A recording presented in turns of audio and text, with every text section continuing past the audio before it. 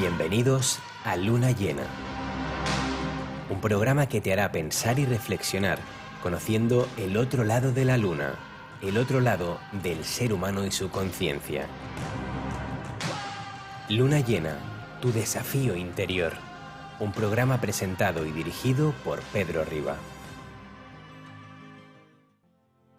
Bien, pues muy buenas noches, bienvenidos a Luna Llena Radio, desde el 106.9 de la frecuencia modulada en Barcelona, en Cataluña, en España. Aquí estamos con todos los amigos que tenéis la bondad de acompañarnos un fin de semana más, un día más, para hacer ese recorrido histórico, religioso, espiritual, donde hablamos de todos aquellos temas que tienen que ver también con la trascendencia, con el amor, con la solidaridad, con el animalismo, con el mundo, buscando aquellas otras verdades que a veces el mundo en sí nos prohíbe entender, comprender y aceptar, ¿verdad? Bueno, pues por aquello de que el título del programa es Luna Llena Radio, lo que vamos a hacer es buscar la otra cara de la luna, no aquella que siempre se nos manifiesta, sino también la otra cara, aquella que nos habla de aquellas otras verdades que no nos han contado nunca, pero que no por eso dejan de existir. De aquellos otros temas y de aquellos otros paradigmas, modelos, etcétera, etcétera, que no conocemos y deberíamos de conocer. Pero para conocerlo en esencia y en general, y no solamente quedarnos con la mera anécdota, ¿no? Bueno, pues de eso va el programa. Por consiguiente, los que estéis en Barcelona, en Cataluña, en España, y nos estéis siguiendo a través de rce.es, pues gracias por estar ahí en el 106.9 de la frecuencia modulada en Barcelona, en Cataluña, y los que nos venís secundando también desde que hemos empezado este programa a través de la plataforma Twitch, que es una plataforma internacional, como bien sabéis. Pues gracias por acompañarnos desde cualquier punto de la geografía mundial, y aquí estamos en esta plataforma que podéis descargaros a través de la aplicación tanto de iOS como de Android con el nombre de Twitch, y cuando estéis ya descargados en esa plataforma, buscarnos como Luna Llena Radio, Luna Llena Radio, y enseguida la plataforma os va a llevar a este programa, un programa que si te suscribes, si entras dentro de esa plataforma, pues podrás no solamente vernos, participar en el programa, podrás chatearnos, podrás explicarnos qué es lo que te gustaría preguntarle a nuestros invitados. Nos gustaría saber un poco de ti, que nos cuentes, que nos digas qué es lo que te gustaría escuchar, ver, conocer en este programa de Luna Llena Radio. Bueno, pues de todas esas cosas venimos comentando, y de todas esas cosas te vamos a hablar a ti, que nos puedes estar viendo ahora mismo desde México, desde Colombia, desde Chile, desde Perú, desde Australia, desde Alemania, Francia. Es igual, porque la plataforma Twitch tiene la gran ventaja que al ser una plataforma online no solamente es para un país, sino es que es para todos los países del mundo. Por consiguiente, tenemos hoy esa gran suerte de que puedas estar con nosotros y conociendo a todos nuestros invitados, así como los temas que os venimos aportando, pues de una forma muy didáctica y muy rápida en este estudio de radio que ya también es estudio de televisión. Muy buenas noches, detrás de las vías de sonido Eduardo López, cada día tan puntual en su trabajo. Eduardo, muy buenas noches, bienvenido. ¿Qué tal, compañero? Y delante de estos micrófonos, quien te habla, encantado un día más, un servidor, Pedro Riba. Comenzamos.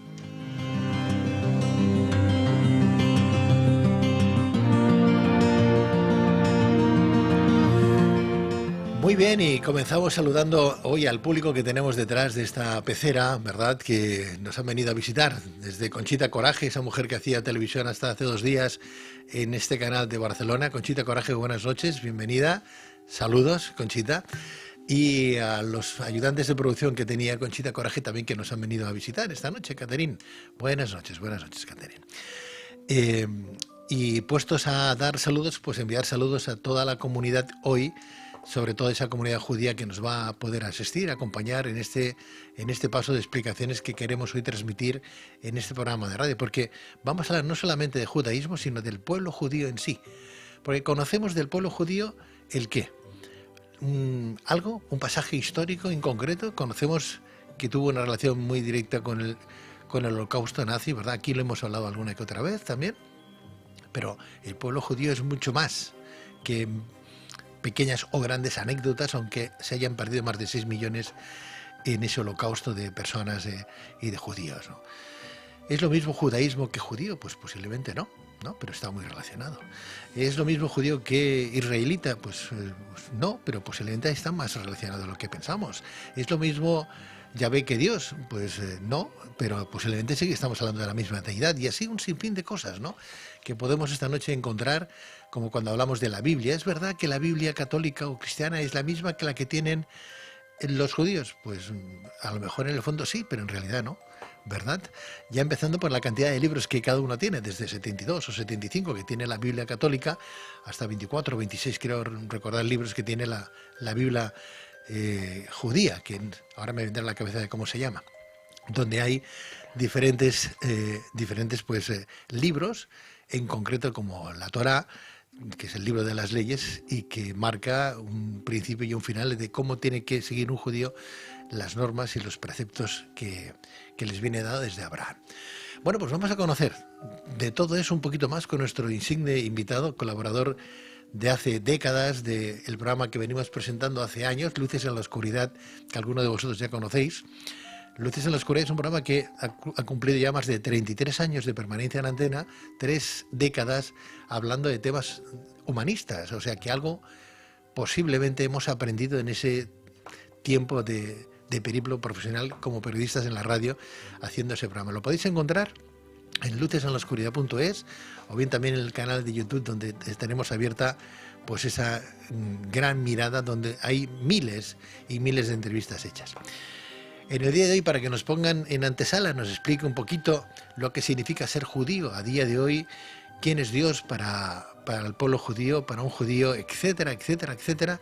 Tenemos a nuestro buen amigo Sebastián Jané, Sebastián Jané Sentop, para que nos acompañe en estas 2 horas de monográfico que tenemos por delante. Recordar que tenéis un teléfono abierto para poneros en contacto con nosotros, un teléfono que es el 93 4685555, eso es 93 4685555, o bien el chat de este programa que está en Twitch.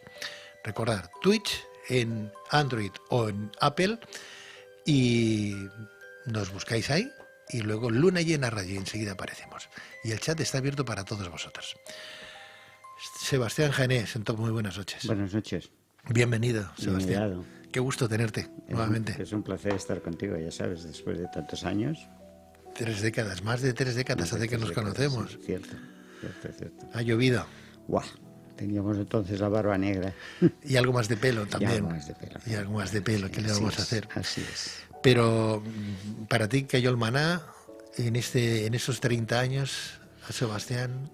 La verdad es que durante estos 30 años lo único que me ha permitido es conocer gente, conocer amigos, ganar amigos, amar un poco más mis entornos,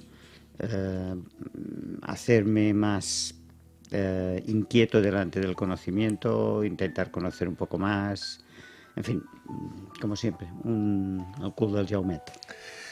Sebastián, salimos para todo el mundo, gracias a Dios, gracias a esta plataforma Twitch que nos asiste, ¿no?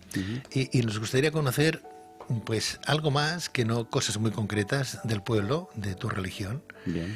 Que yo creo que no sé si la conoce pues la mayoría del mundo mundial, ¿no? Cuando hablamos del pueblo judío, verdaderamente sabemos sus inicios, sus orígenes, de dónde viene, quiénes fueron los primeros judíos que hubieron en la historia, con qué Dios se manifiesta al pueblo judío, que no es el mismo que el católico, pero que a lo mejor sí que es una deidad muy parecida, sino la misma, ¿no?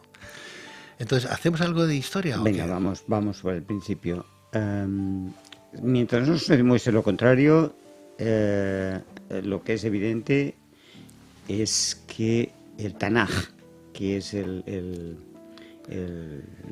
la Biblia vuestra, más que la Biblia, es lo que recoge todos los conceptos escritos de la Torá, sí, de la historia del pueblo de Israel. Bueno, pues mientras no se demuestre lo contrario, la genealogía del mundo, sí, es la Torá. Entonces el Tanaj comprende todos los 24 libros 24. Que recogen toda la historia que hay y todo el canon que existe alrededor del mundo del judaísmo.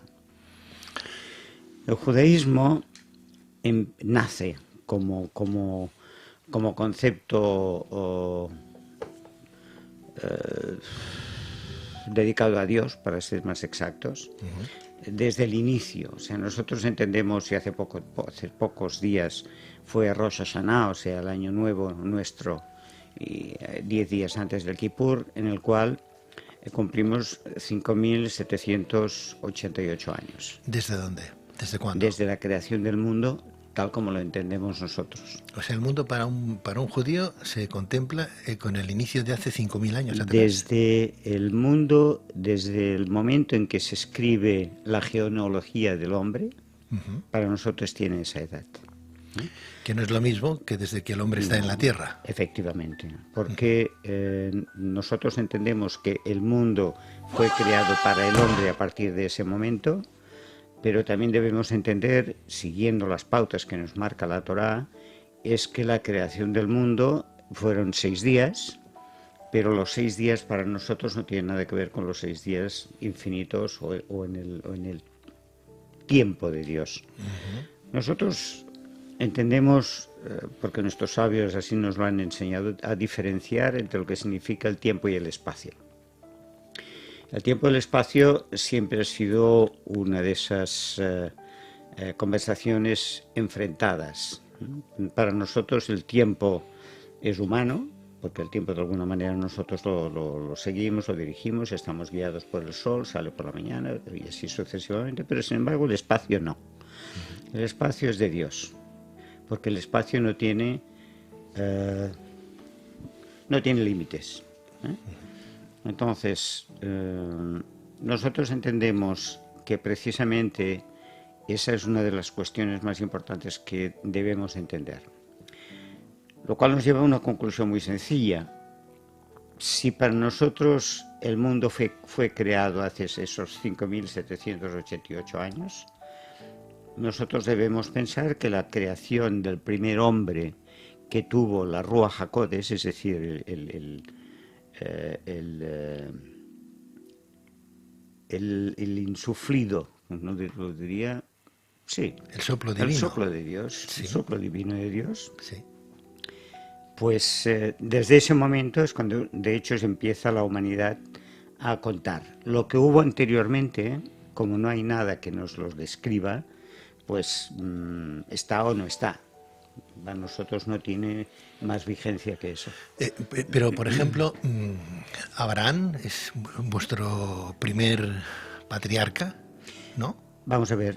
El concepto de Dios como elemento único, y elemento que Dios me perdone, no quiero disminuir, no quiero entrar en un concepto en el cual se pueda medir o pesar. En el momento en que nosotros entendemos que Dios hace la creación del mundo y en el momento en el cual hay alguien que conecta directamente con Dios y ese alguien es capaz de intentar introducir el concepto del Dios único en un espacio de países en el cual la deidad estaba dividida entre cientos de dioses, cada uno con su finalidad. A partir del momento en el cual hay una persona en el cual entiende que hay un Dios único y ese Dios único está por encima de todos los demás, porque la diferencia está en que los dioses los van haciendo los hombres en función de la necesidad que tienen. O sea, el dios de la lluvia, el dios de la nieve, el dios del desierto, el dios del agua, el dios así sucesivamente. Hay un Dios que está por encima de todos ellos, que es el Dios único. A partir de ese momento nosotros seguimos las pautas que marcó Abraham en aquel momento.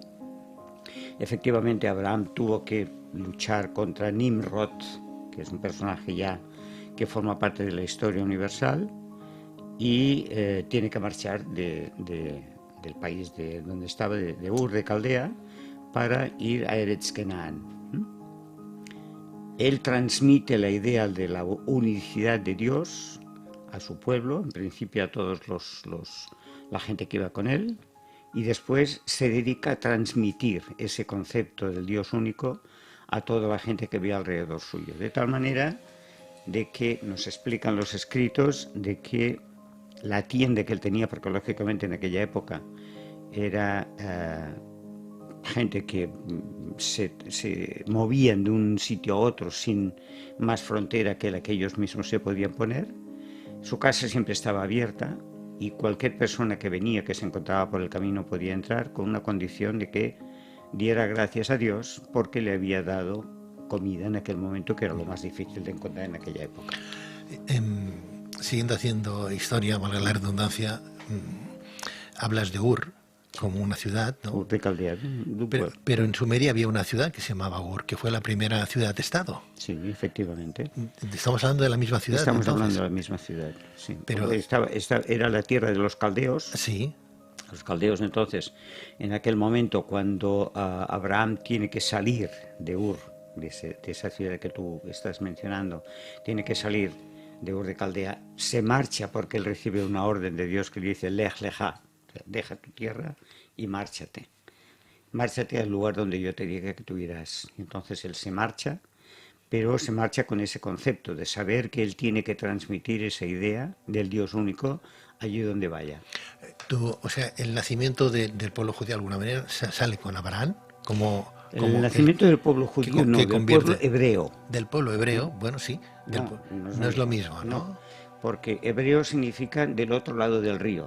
Ajá. Es decir, cuando Abraham tiene que salir de Ur de Caldea, tiene que traspasar esa especie de frontera que era el otro lado del río para entrar en un terreno en el cual pues habían diferentes pueblos, cada pueblo tenía un rey y cada estado podía tener unas dimensiones determinadas, perdón, y Abraham tenía que transmitir esa idea del Dios único. La diferencia cuál es que cuando él sale de Ur de Caldea, lo que le llaman Ibrit.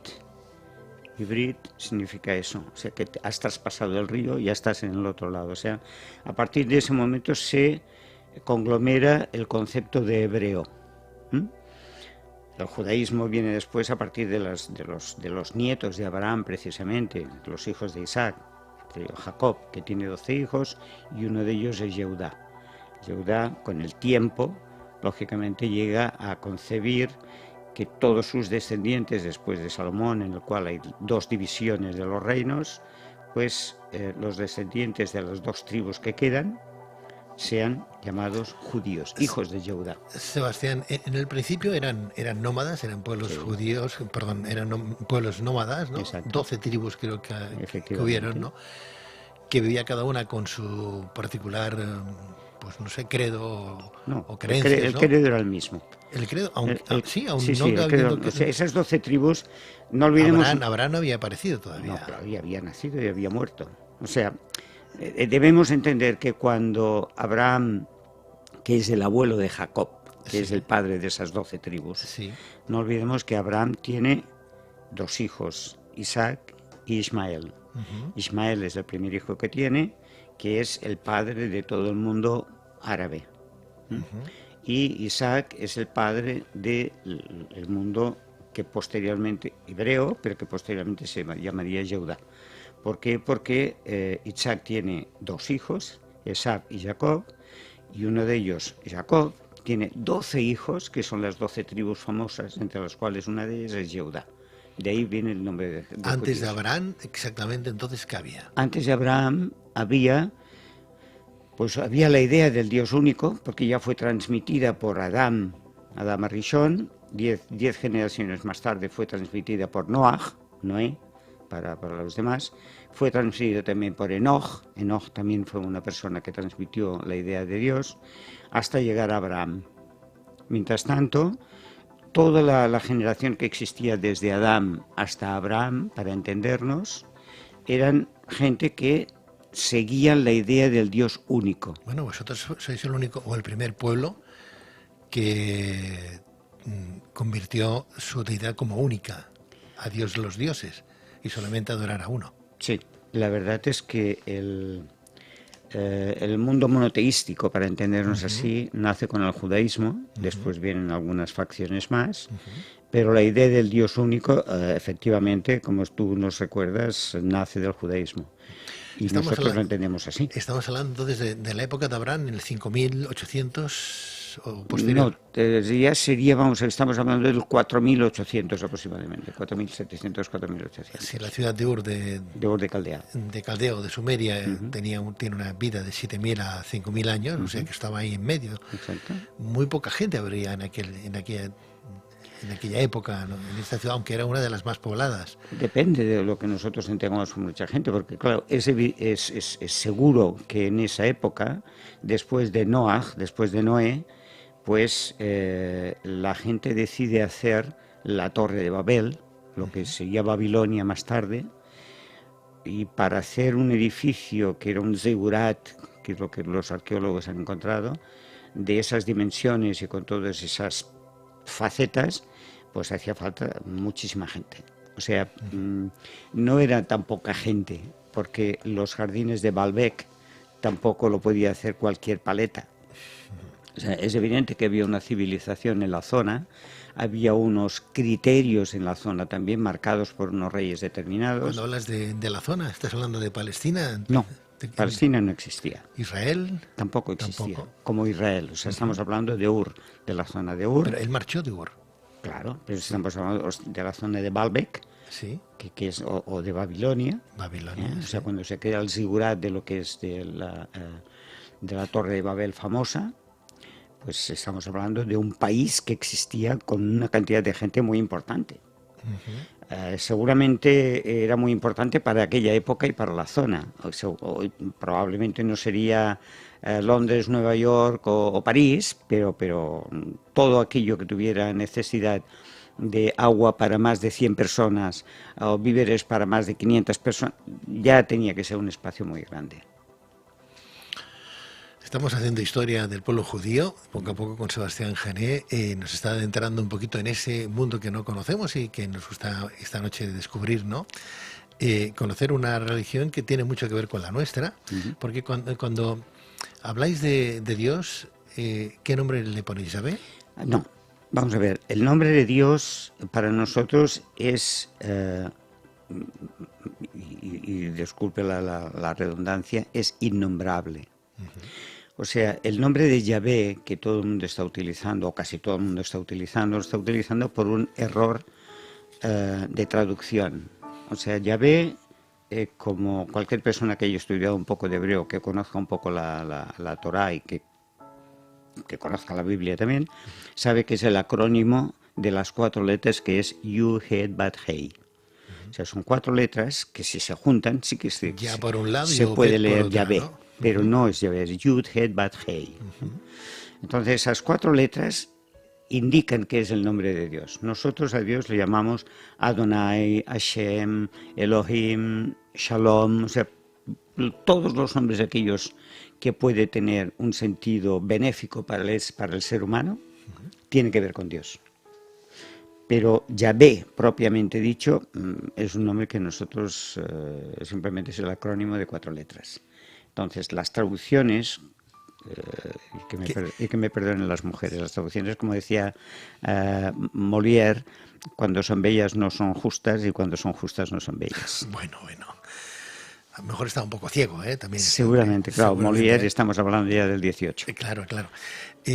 Sebastián, no obstante, ese nombre que no se puede pronunciar, pero que todo el mundo pronuncia, tanto católicos, cristianos como judíos, ¿no? Existe. ¿Estamos hablando del mismo Dios entonces? Efectivamente. El mismo Dios. Nosotros hablamos del mismo Dios porque hablamos de un Dios único. Cuando hablamos de un Dios único no son ni 2, ni 3, ni 4, ni 5. ¿Y cómo sabéis, por ejemplo, que es el mismo Dios que el del pueblo cristiano? Porque no se lo preguntamos. Nosotros, cuando en la Torá se nos está hablando de que hay un Dios único, no preguntamos si las otras facciones religiosas que pueden haber en el mundo tienen 1, 2 o 3 o 40. No es un tema que a nosotros no nos toca ni por la derecha ni por la izquierda. Cada uno puede tener los dioses que crea. Yo qué sé, pues los batusis pueden tener sus dioses. Yo qué sé, la etnia Fang puede tener sus dioses también. ¿Por qué no? Claro que sí, todos están cerca de Dios. El pueblo judío ha ido creciendo poco a poco desde aquella historia que estamos comentando, ¿no? No. ¿No? No, seguimos siendo máximo 15 millones de personas en el mundo. Bueno, pero fue creciendo. Sí, claro, está creciendo desde Abraham, sí, claro. Sí. Hay 6 millones en Israel actualmente, unos 5 millones en Estados Unidos. Lo que me extraña es que hayan 100.000 y algo en Alemania. 100.000 y algo en Alemania. Sí. Han vuelto a sus orígenes muchos judíos a buscar a sus gentes, de alguna manera, ¿no? Más que buscar a sus gentes, a ver, el judío tiene, o tenemos, para decirlo así, tenemos la ventaja de que como no intentamos que nadie entre en nuestro redil para entendernos, pues entonces la persona que quiere venir al judaísmo sabe que tiene las puertas abiertas, siempre que viene con el corazón limpio y amplio. Pero no hacemos apología ni del judaísmo, ni pretendemos que la gente se adhiera a este concepto religioso. Que a mí no me gusta hablar de religión con el judaísmo, pero vaya.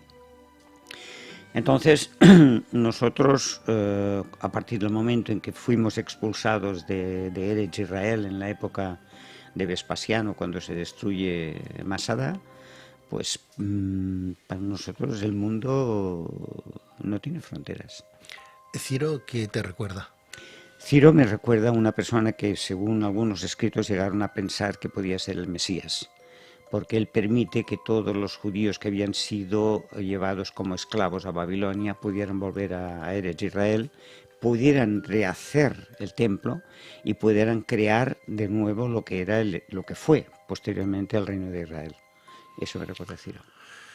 Sebastián, estamos en Babilonia, la Torre de Babel, las lenguas, ¿no?, que Dios castiga. ¿Eso es una leyenda, una fábula, un mito, un cuento? A ver, a mí me gustaría trasladar a todas las personas, con todo el respeto y con toda la humildad, es no leer la Torá ni leer la Biblia de una manera literal. Es decir, yo creo que tenemos que tener un concepto amplio de lo que es la exégesis de lo que los sabios nos explican. O sea, cuando se está hablando de la Torre de Babel, según los escritos, en aquel momento, precisamente hoy, hemos acabado de leer la parashá de Noaj. O sea, en el segundo libro de la Torá, dice que la tierra se llenó de violencia. Be'eretz jamás. La tierra se llenó de violencia. ¿Qué quiere decir la tierra se llenó de violencia? Quiere decir que cuando el hombre llegó a superar la situación en la cual la humanidad prácticamente de la zona había desaparecido con la inundación, con el diluvio, esa generación que se vuelve a recuperar vuelve a tener la soberbia de pensar de que en un momento determinado se va a tener que enfrentar a Dios de nuevo. Y para enfrentarse con Dios, pretenden hacer algo que les pueda proteger de Dios. Con lo cual, volvemos a estar prácticamente con los mismos situación que estamos viviendo en estos momentos. La soberbia humana es un elemento de muy difícil solución en cuanto a limitar y a parar. Entonces, dicen los escritos de que el hombre pretendió en aquella época hacer una torre que llegara hasta el cielo. Hasta Dios. Hasta el cielo, no dice hasta Dios, no, hasta el cielo, para cubrirse de Dios. Claro, eso que en principio parece un elemento normal, como si quisiéramos hacer, pues yo que sé, el Empire State o el Trump Building, pues en principio en aquella época tenía que ser como una especie de soberbia tan grande que era imposible hacer un día ni dos, de tal manera que hacía falta que viniera muchísima gente para trabajar allí, muchísima gente de diferentes poblados, de diferentes sitios.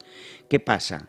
Que a partir de un momento determinado estamos haciendo una disección de lo que es el momento. Estamos hablando de una manera metafórica. Se encuentran gente de todos los pueblos de la zona para construir un edificio para preservarse. Claro, ¿qué pasa? Pues que llega un momento en que no hay manera de que se puedan entender. Pero el problema mayor que existe, yo creo, y del cual tenemos que sacar la lección importante en la parashá de Noaj, es que dice que toda la gente pretendía tener un pensamiento y una sola lengua. Lo cual nos lleva a una conclusión muy sencilla. O sea, no fue un castigo de Dios por querer emular al mismo Dios. No es un que confundió con lenguas a la humanidad, sino los que... castigos de Dios, a mí me gustaría transmitir a todos que nosotros somos la consecuencia de las cosas. Es decir, no somos causales. Mejor dicho, no somos casuales, somos causales. Yo estoy aquí porque tú y yo nos conocimos en un momento determinado por una circunstancia determinada y al cabo de muchos años seguimos aquí juntos, gracias a Dios y por muchos años. Gracias. Pero somos causales. Entonces, el hecho de que esa gente estuviera allí es una causalidad, porque había gente que tenía que comer y tenía que trabajar para ganarse la vida y poder mantener a su familia, gente de diferentes sitios, de diferentes lugares, con lo cual las lenguas llega un momento en que ya no se entienden. Pero ya no solamente es que no se entiendan por las lenguas, que ya no se entienden por la manera de entender la propia vida. Entonces, la Torá lo que nos está diciendo es que a partir del momento en que el ser humano pretende encontrar una sola lengua, un solo pensamiento, lo que está es instalando una dictadura mental y física del ser humano, con lo cual eso va en contra total de lo que es el concepto religioso, el concepto de Dios. Bueno, en cualquier caso, vemos y leemos que hay un Dios benévolo en el Nuevo Testamento y un Dios castigador en el Antiguo Testamento. No sé dónde está esa lectura. Desde un punto de vista católico cristiano, ahí está escrito, porque hay un Dios infinitamente bueno en el Nuevo Testamento. Infinitamente bueno. Un Dios infinitamente bueno no llevaría a su hijo que lo cuelguen. Por favor, no seamos así. Ya sí, tienes toda la razón del mundo. A ver, y sin embargo, en el Antiguo Testamento nos pintan a un Dios que castiga a los buenos, castiga a los malos y premia a los buenos. El Antiguo Testamento, como decís vosotros, para nosotros lo que nos viene a decir en metáforas, una detrás de otra, es que el ser humano tiene que ser consciente de que, como se decía al principio, no quieres para los demás lo que no quieres para ti, porque eso está escrito en los orígenes de la Torá. Por tanto, si tú quieres tener una vida que sea mínimamente plácida y mínimamente, intenta ser lo más próximo a tu ser que tienes enfrente. Es la única manera. Si tú quieres que la vida sea plácida, intenta hacer la vida que sea plácida para ti y para tus congéneres. Si tú pretendes ser un malvado, pues evidentemente recogerás todos los conceptos de la maldad que existen en el mundo. O sea, nosotros somos una causalidad. Dios nos ha dado unas herramientas que nosotros tenemos que poner en marcha. No nos dice cómo las vas a poner. Nosotros de vez en cuando le pedimos... Pero hace un momento tú hablabas del diluvio. Sí. El diluvio fue un castigo. No, el diluvio fue una reacción natural en la cual había que hacer una limpieza total del mundo. Vamos a ver, hace unos días, ayer concretamente, hablando con un rabino, me comentaba que él estaba un poco sorprendido porque en la escuela de sus hijos le habían enseñado que el diluvio, hablando del diluvio, es que había un barco y en ese barco habían ratoncitos, jirafitas, elefantitos y leoncitos, pero con una cara de simpatía tremenda. No, señor. No, señor. El diluvio, no podemos olvidar una cosa, que el diluvio es un elemento que pasó para limpiar la sociedad, para limpiar la humanidad. ¿Es un castigo? Bueno, podemos leerlo de la forma que queramos. Lo que es evidente es que la inundación fue para que a partir de ese momento hubiera una reacción de la propia humanidad para hacer una humanidad nueva. Noah, cuando sale del arca, se encuentra con una sociedad sola. Él tiene que reemprender todo lo que es la sociedad. O sea, tiene que hacer como Adán en su momento de nuevo.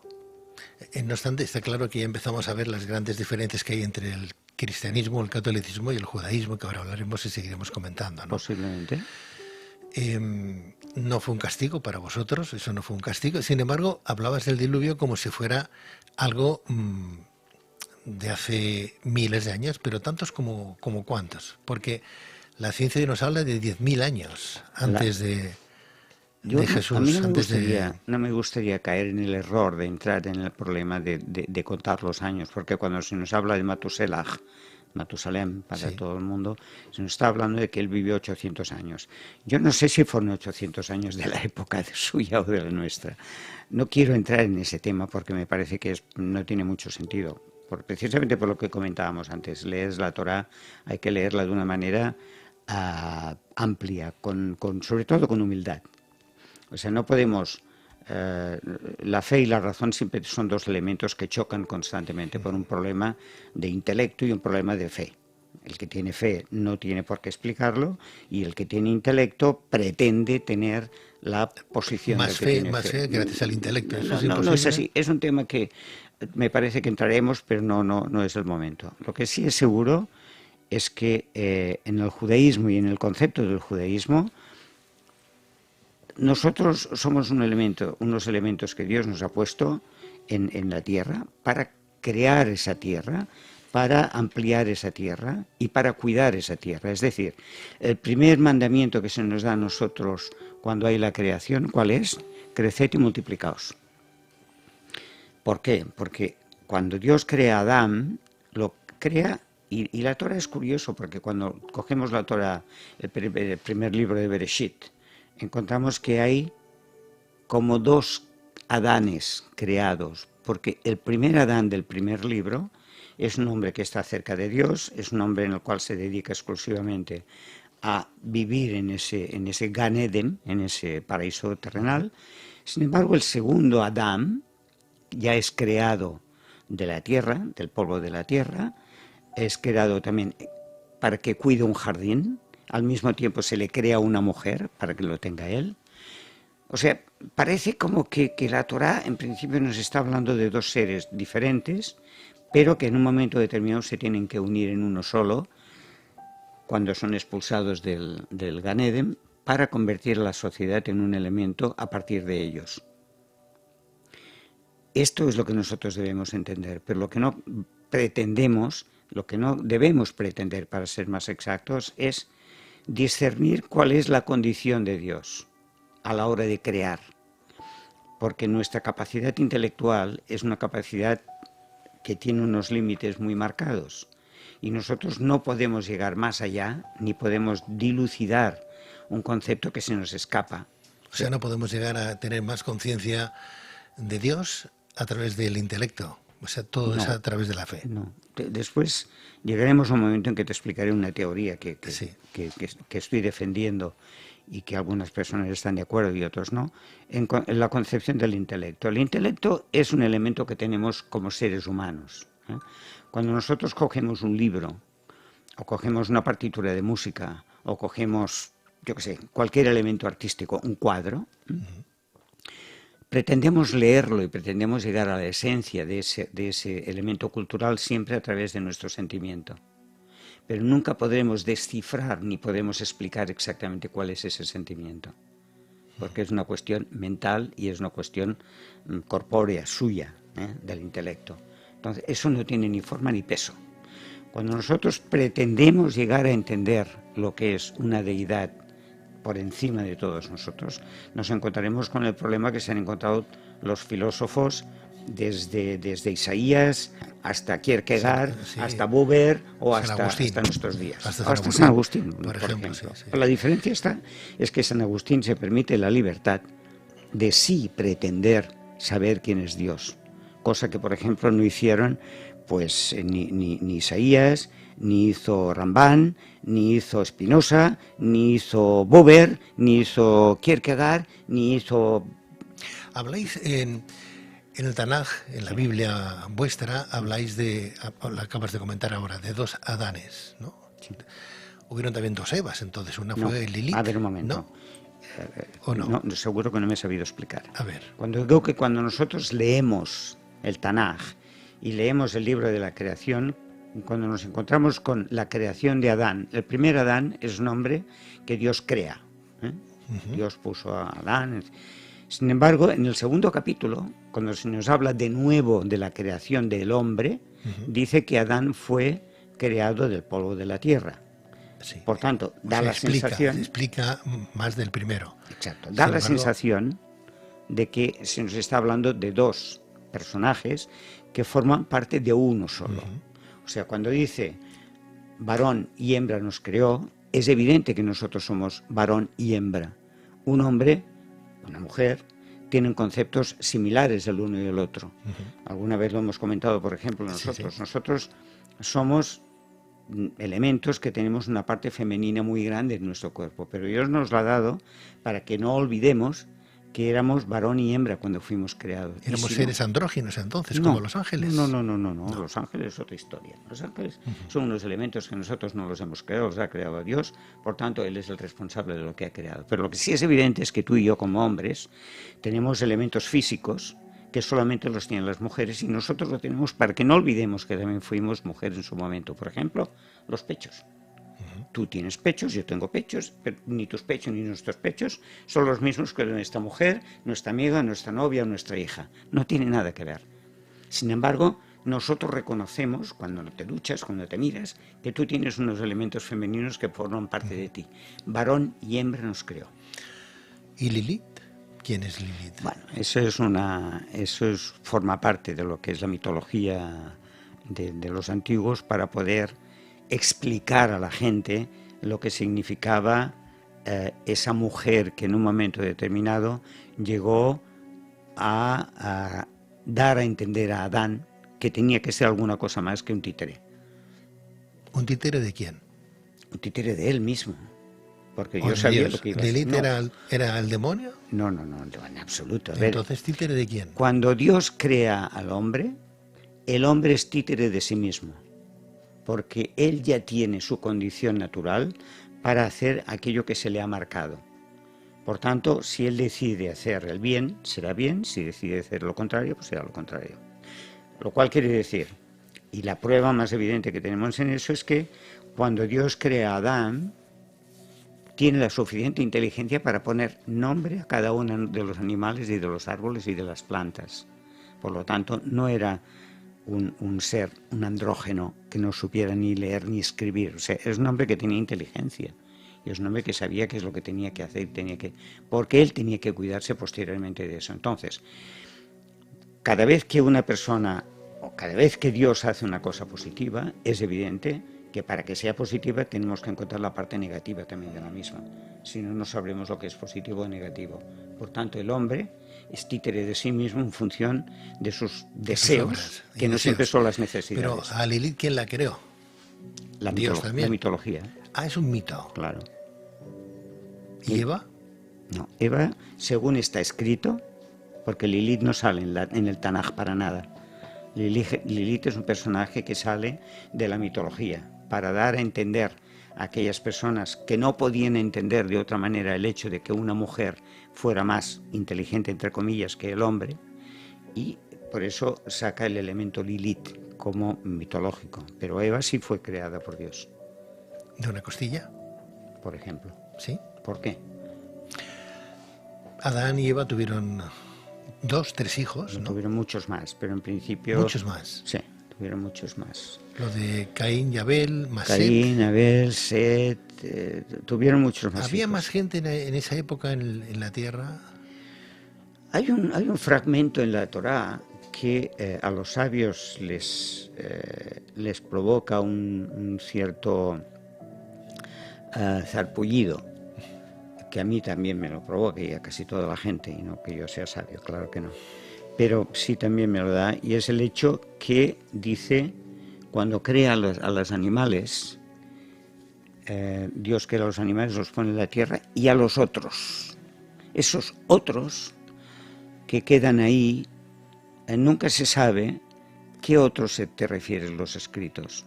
Lo que es evidente es que cuando Caín empieza a hacer su vida, según está escrito, encontró a las hijas de los hombres. Eso aparece en Génesis también. Exactamente. En Bereshit, en los Génesis, dice que Caín encontró a las hijas de los hombres. Por tanto, la deducción es que esos otros podían ser elementos humanos, o llámale como quieras, pero lo que es evidente es que Caín encontró esposas dentro de esos otros y que después formó su familia. ¿Y esos otros entonces los creó también como Adán y Eva? Sí, lo que pasa es que no tenían el soplido, el soplo divino, la ruaj HaKodesh. Entonces, ¿quién los creó? No, claro, los creó Dios, evidentemente. Pero una cosa es que Dios pueda crear un elemento con ese Ruach Kodesh, y otra cosa es que lo pueda crear con un elemento que no sea el Ruach Kodesh. ¿Qué fue lo que a lo mejor, no lo sé, esto sería preguntarle a Dios, ¿no?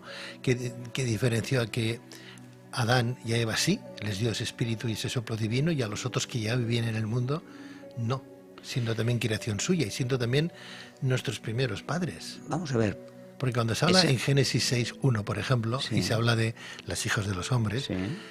da casi a entender que copularon pues con demonios, los que quedaban por ahí.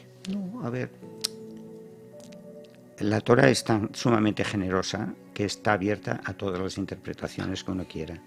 La humildad es lo primero que hay que tener. O sea, si nosotros queremos pensar que Caín copuló con demonios, pues bueno, es señal de que los demonios estaban. Lo que es evidente es que la creación en sí ya estaba hecha y que esos otros que habían fueron elementos que formaron parte de la vida, de la creación del ser humano, tal como nosotros lo entendemos en estos momentos. Porque, vuelvo al principio, mientras no se demuestre lo contrario, la genealogía del ser humano está escrita en el Tanaj.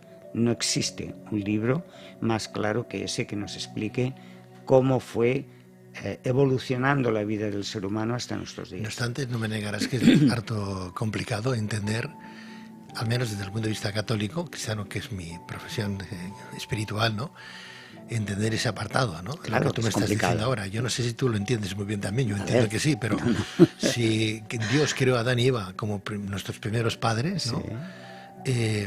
Eran nuestros primeros padres, y a través de esos primeros padres, Caín, Abel, etcétera, etcétera, y toda la historia que viene, no se entiende que crear a otros seres, otras Evas y otros Adanes en otra parte del mundo sin soplo divino, porque al fin y al cabo estábamos todos naciendo. Cuando hablo del soplo divino, me refería a elementos que tenían ya unas obligaciones contraídas con el propio Dios. O sea, ángeles caídos, No. demonios. No me hagas, no pongas en mis boca cosa que yo no he dicho. Los ángeles, hemos comentado antes, que son elementos creados por Dios en su momento para una determinada acción ¿Creados que a por nosotros Dios? no nos compete. ¿Creados por Dios?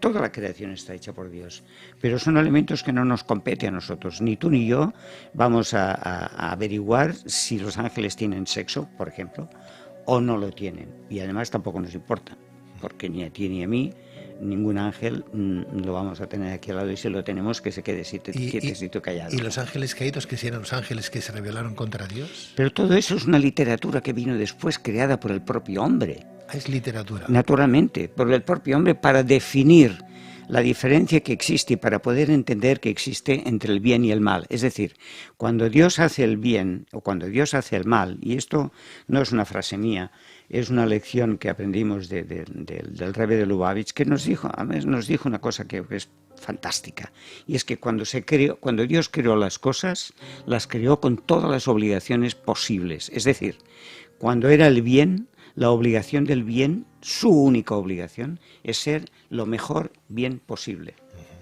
De la misma manera, cuando hizo el mal, su obligación en la creación era ser lo más malo posible, porque para eso fueron creados, no fueron creados para otras cosas. El malo es malo, el bueno es bueno, no para que ser medias tintas. Entonces, o sea, que Dios crea un ser con la dualidad, claro, con lo bueno y lo malo. Efectivamente. Tú tienes dos ojos igual que yo. Sí. Y tú tienes dos manos igual que yo. Pero ¿por qué crear algo en el hombre que es malo? Que luego, sabiendo que es Dios, lo va a traicionar. Eres terrible. Pareces periodista. No es porque Dios crea una cosa que es malo. Dios crea un elemento y dice que es bueno. Todo lo que creó, cuando uno coge el libro, el Génesis, que dices tú, yo digo Bereshit, toda la creación, cuando acaba la creación, dice, y vio que era bueno. Excepto cuando hizo al hombre, que tarda un poco más en decir, al final... Me he equivocado. No, al final es bueno. Al final. No, pero lo dice, él lo dice al final. Y por eso envía luego un diluvio universal, una torre de Babel, ¿no? A su propio hijo. Yo no he dicho al final, ¿eh? Él no dijo al final. O sea, digo que lo último de la creación, que fue el hombre y el Shabbat, o sea, dijo, y fue muy bueno. Por una razón muy sencilla, porque al crear al hombre era el único elemento de su creación que podía alabar a su creador. Por tanto, el hombre a partir de ese momento tenía una función en la vida muy clara: perfeccionarse y perfeccionar la creación. Es decir, me consta que tú eres una persona que amas a los animales igual que yo. Sí. Yo tengo mi gato me entiende, me oye y sabe cuando estoy de buen humor o de mal humor. Lo entiende perfectamente. Y sabe lo que tiene que hacer para ponerme de mal humor cuando estoy muy alegre o lo contrario. Y lo sabe cuando me tiene que despertar a las 3 de la madrugada porque quiere comer o me quiere fastidiar o darme a entender que él está allí. Lo sabe perfectamente. Pero él no va a ser otra cosa más que un gato, no pretende ser más que un gato. O sea, su vida... ¿Tú eres su Dios? No, yo soy su animal de compañía, que es diferente. Su vida es ser lo que es, mientras que nosotros como seres humanos, siendo imperfectos, nuestra condición es ser mejor cada día. Esa es la diferencia. El gato no tiene por qué ser mejor cada día. Ok. ¿Y el demonio entonces qué pinta? El demonio es una transfiguración de lo que es la parte negativa de la creación. Pero existe.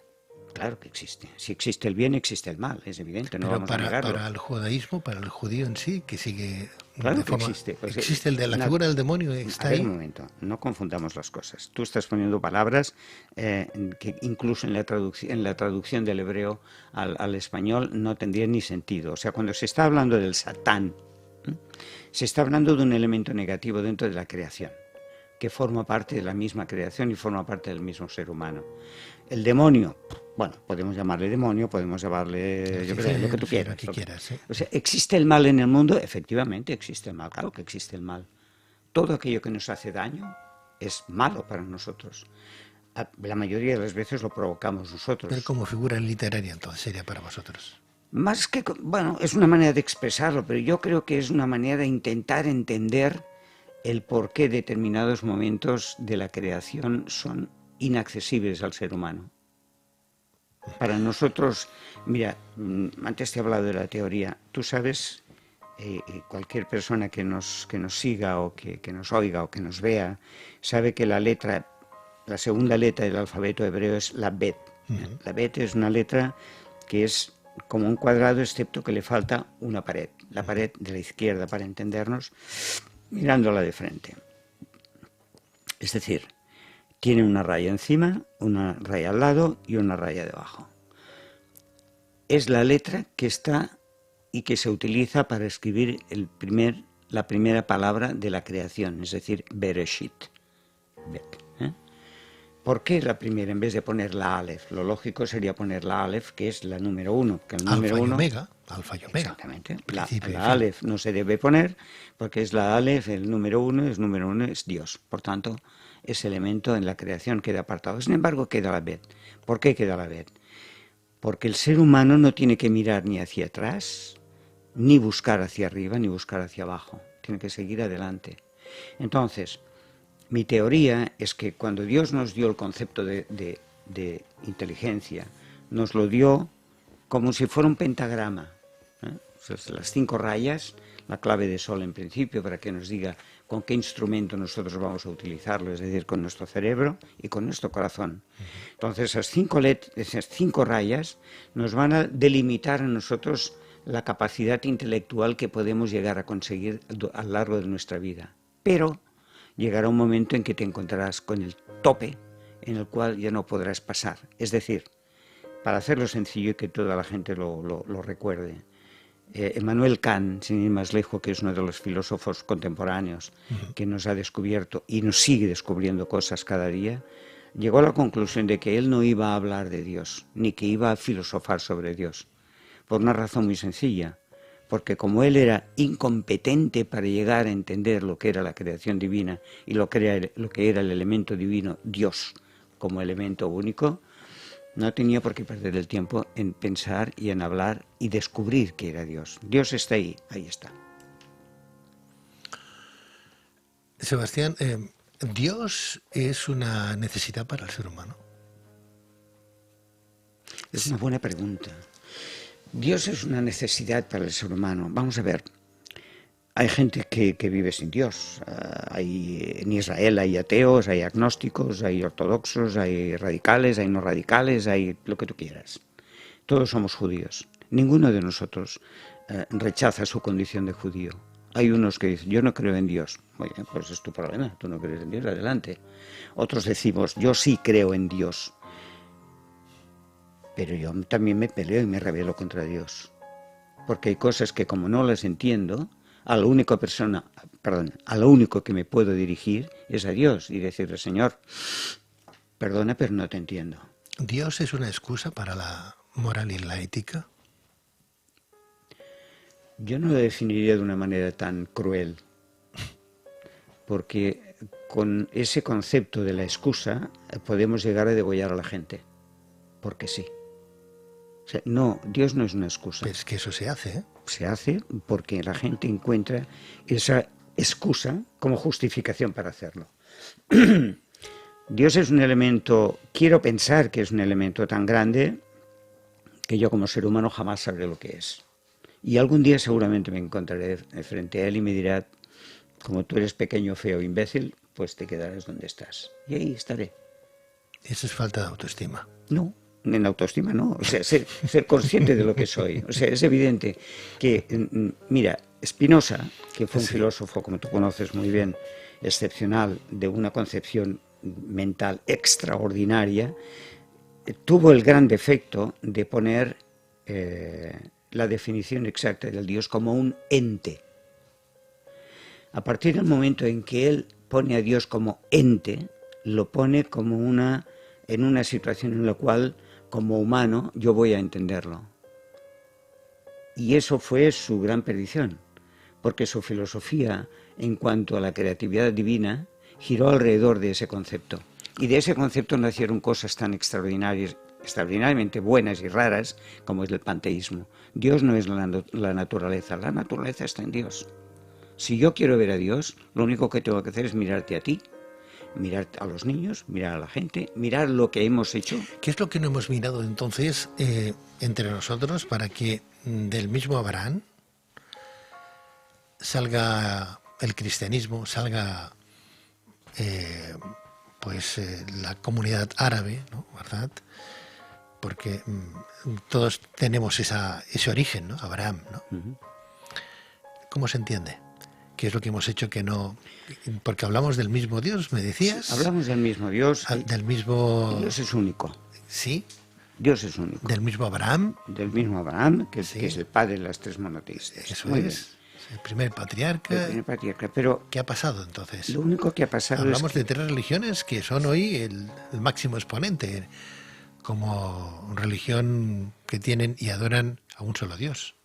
Pero fíjate, tú estás hablando de tres conceptos diferentes, porque estás hablando de religiones. El judaísmo no es una religión. El judaísmo es algo diferente a la religión, porque es un concepto de vida, es un concepto ético, es un concepto moral de la propia vida. O sea, el hecho de que uno de los elementos importantes, principales del judaísmo sea no quieras para ti lo que no quieres para los demás, y que eso se transmite de una manera o de otra, puede llegar a la conclusión también de que alguien, en un momento determinado, quiera llegar a entender de que es o que tiene la capacidad intelectual superior a esa persona que en su momento dijo eso. Las religiones se forman a partir de los elementos dogmáticos. Nosotros no tenemos ningún dogma. Y del mito. Y del mito, pero si hablamos del mito y del logos, entonces tendríamos que hablar de filosofía. Pero lo que es evidente es que en el judaísmo no es una religión. No es una religión. Por tanto, a partir de ese momento puede haber personas que puedan entender y que quieran entender que ese monoteísmo que se creó en su momento determinado podía tener unas ramificaciones, quiero pensar, con la idea de perfeccionarlo. ¿Qué diferencia hay entonces si el judaísmo no es una religión? ¿Qué diferencia es con el cristianismo, que sí que lo es? Muy simple, te lo he dicho y creo, si no me he explicado bien, me vuelvo a repetir. Nosotros no tenemos dogmas. Pero tenéis el Tanaj, que es una Biblia. El Tanaj, no, perdón, el Tanaj es un código.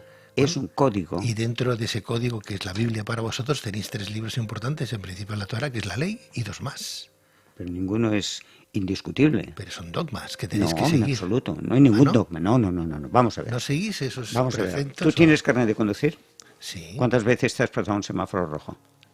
Nunca. ¿Jamás? Que yo sepa, no. Pues El eres semáforo rojo un no se hombre puede- único. No se puede pasar, semáforo rojo. Perdón un momento. ¿No se puede o no se debe? No se puede pasar Un y momento. no se debe pasar. Eso es diferente. Claro. Pero el 98% de las personas que tenemos carnet de conducir, alguna vez en nuestra vida, Sí. nos hemos pasado un semáforo en rojo. Lo cual quiere decir, nosotros tenemos un código que hemos aprendido para tener el carnet de conducir y una de las cosas que nos dice es lo que tú nos estás recordando por activa y por pasiva. No me he pasado nunca un semáforo en rojo. Fantástico. Fantástico. Eso es lo que debemos hacer. Pero alguna vez lo hemos hecho. Lo cual nos lleva a una conclusión.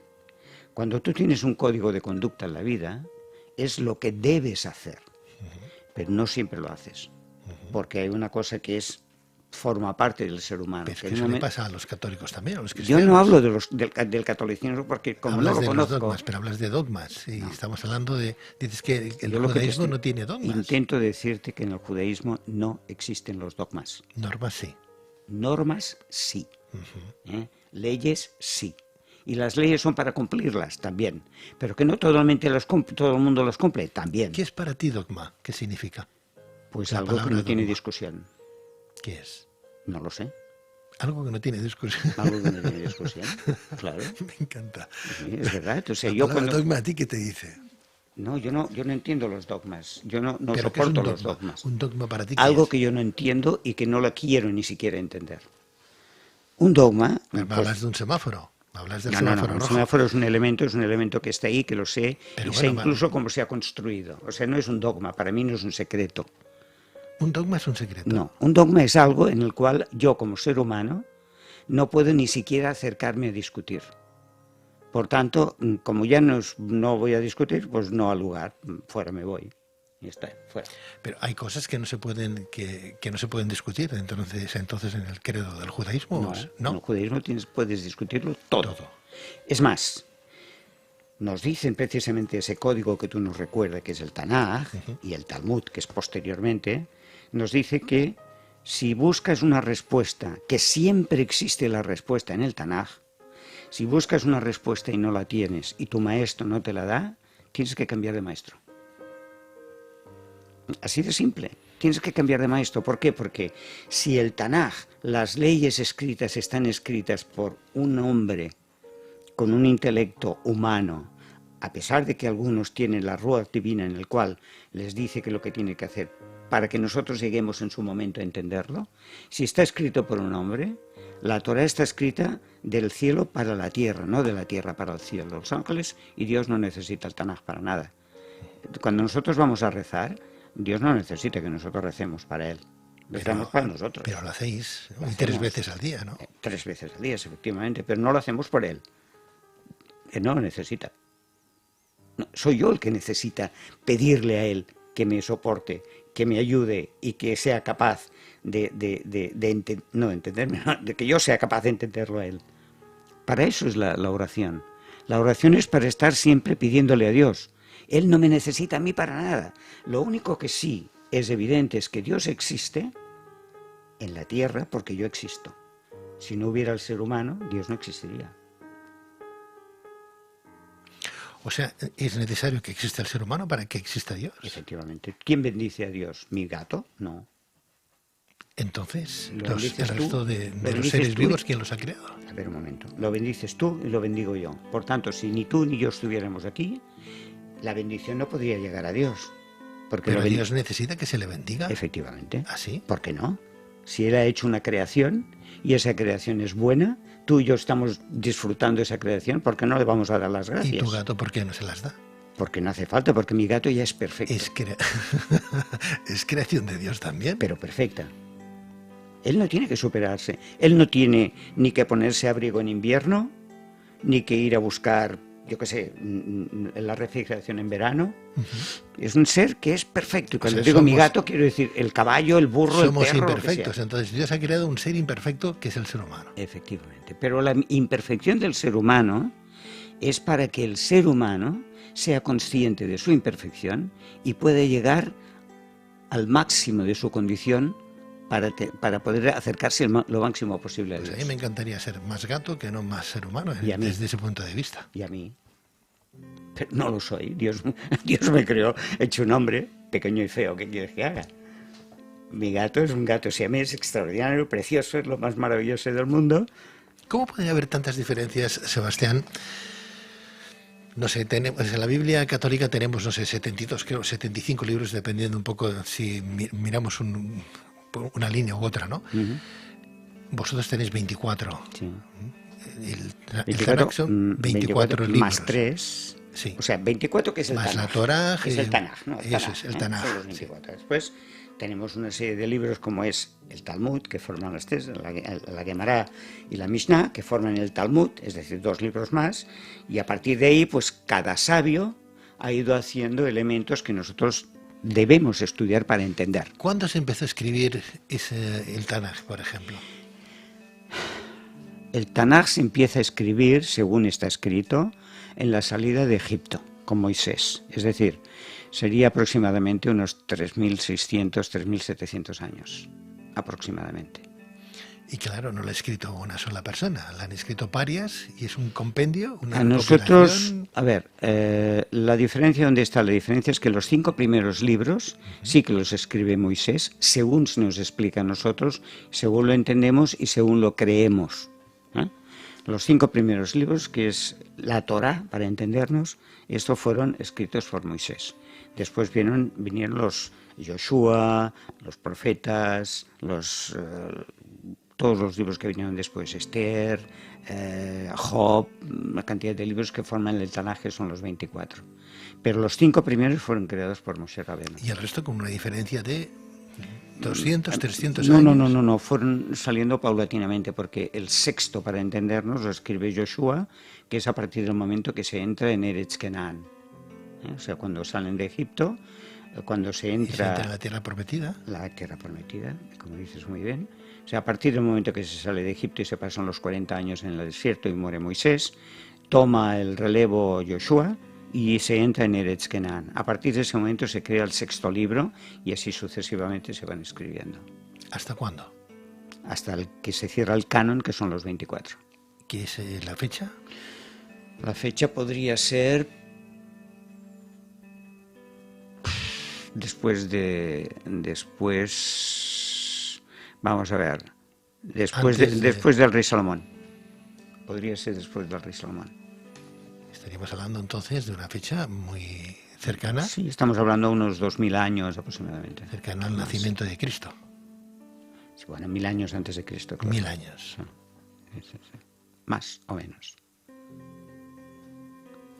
O sea, seguís un libro que de alguna manera es casi tan reciente como Sí. el Jesús del Cristo. Es que cuando tú coges el Tanaj, cualquiera de los... Te voy a poner un ejemplo muy sencillo, que además a todo el mundo le gusta enfrentarse a él porque es dispar y es tremendo. Es el libro de Job. El libro de Job, según se nos explica, es un libro escrito por Moisés. Se nos explica que es por Moisés para ponernos un ejemplo de lo que puede ser la vida, que de la misma manera que se nos ha dado, se nos puede quitar. Entonces, el libro de Job es un libro que forma parte del Tanaj, pero es un libro que es desconcertante, porque cuando lo lees te apasiona, pero cuando empiezas a buscar la exégesis de lo que es el libro, se te pone la piel de gallina, porque claro, es verdad que al final del libro y la consecuencia del libro a Job se le devuelve su salud y su dinero y tiene más hijos y tal y cual, pero eso es tremendo.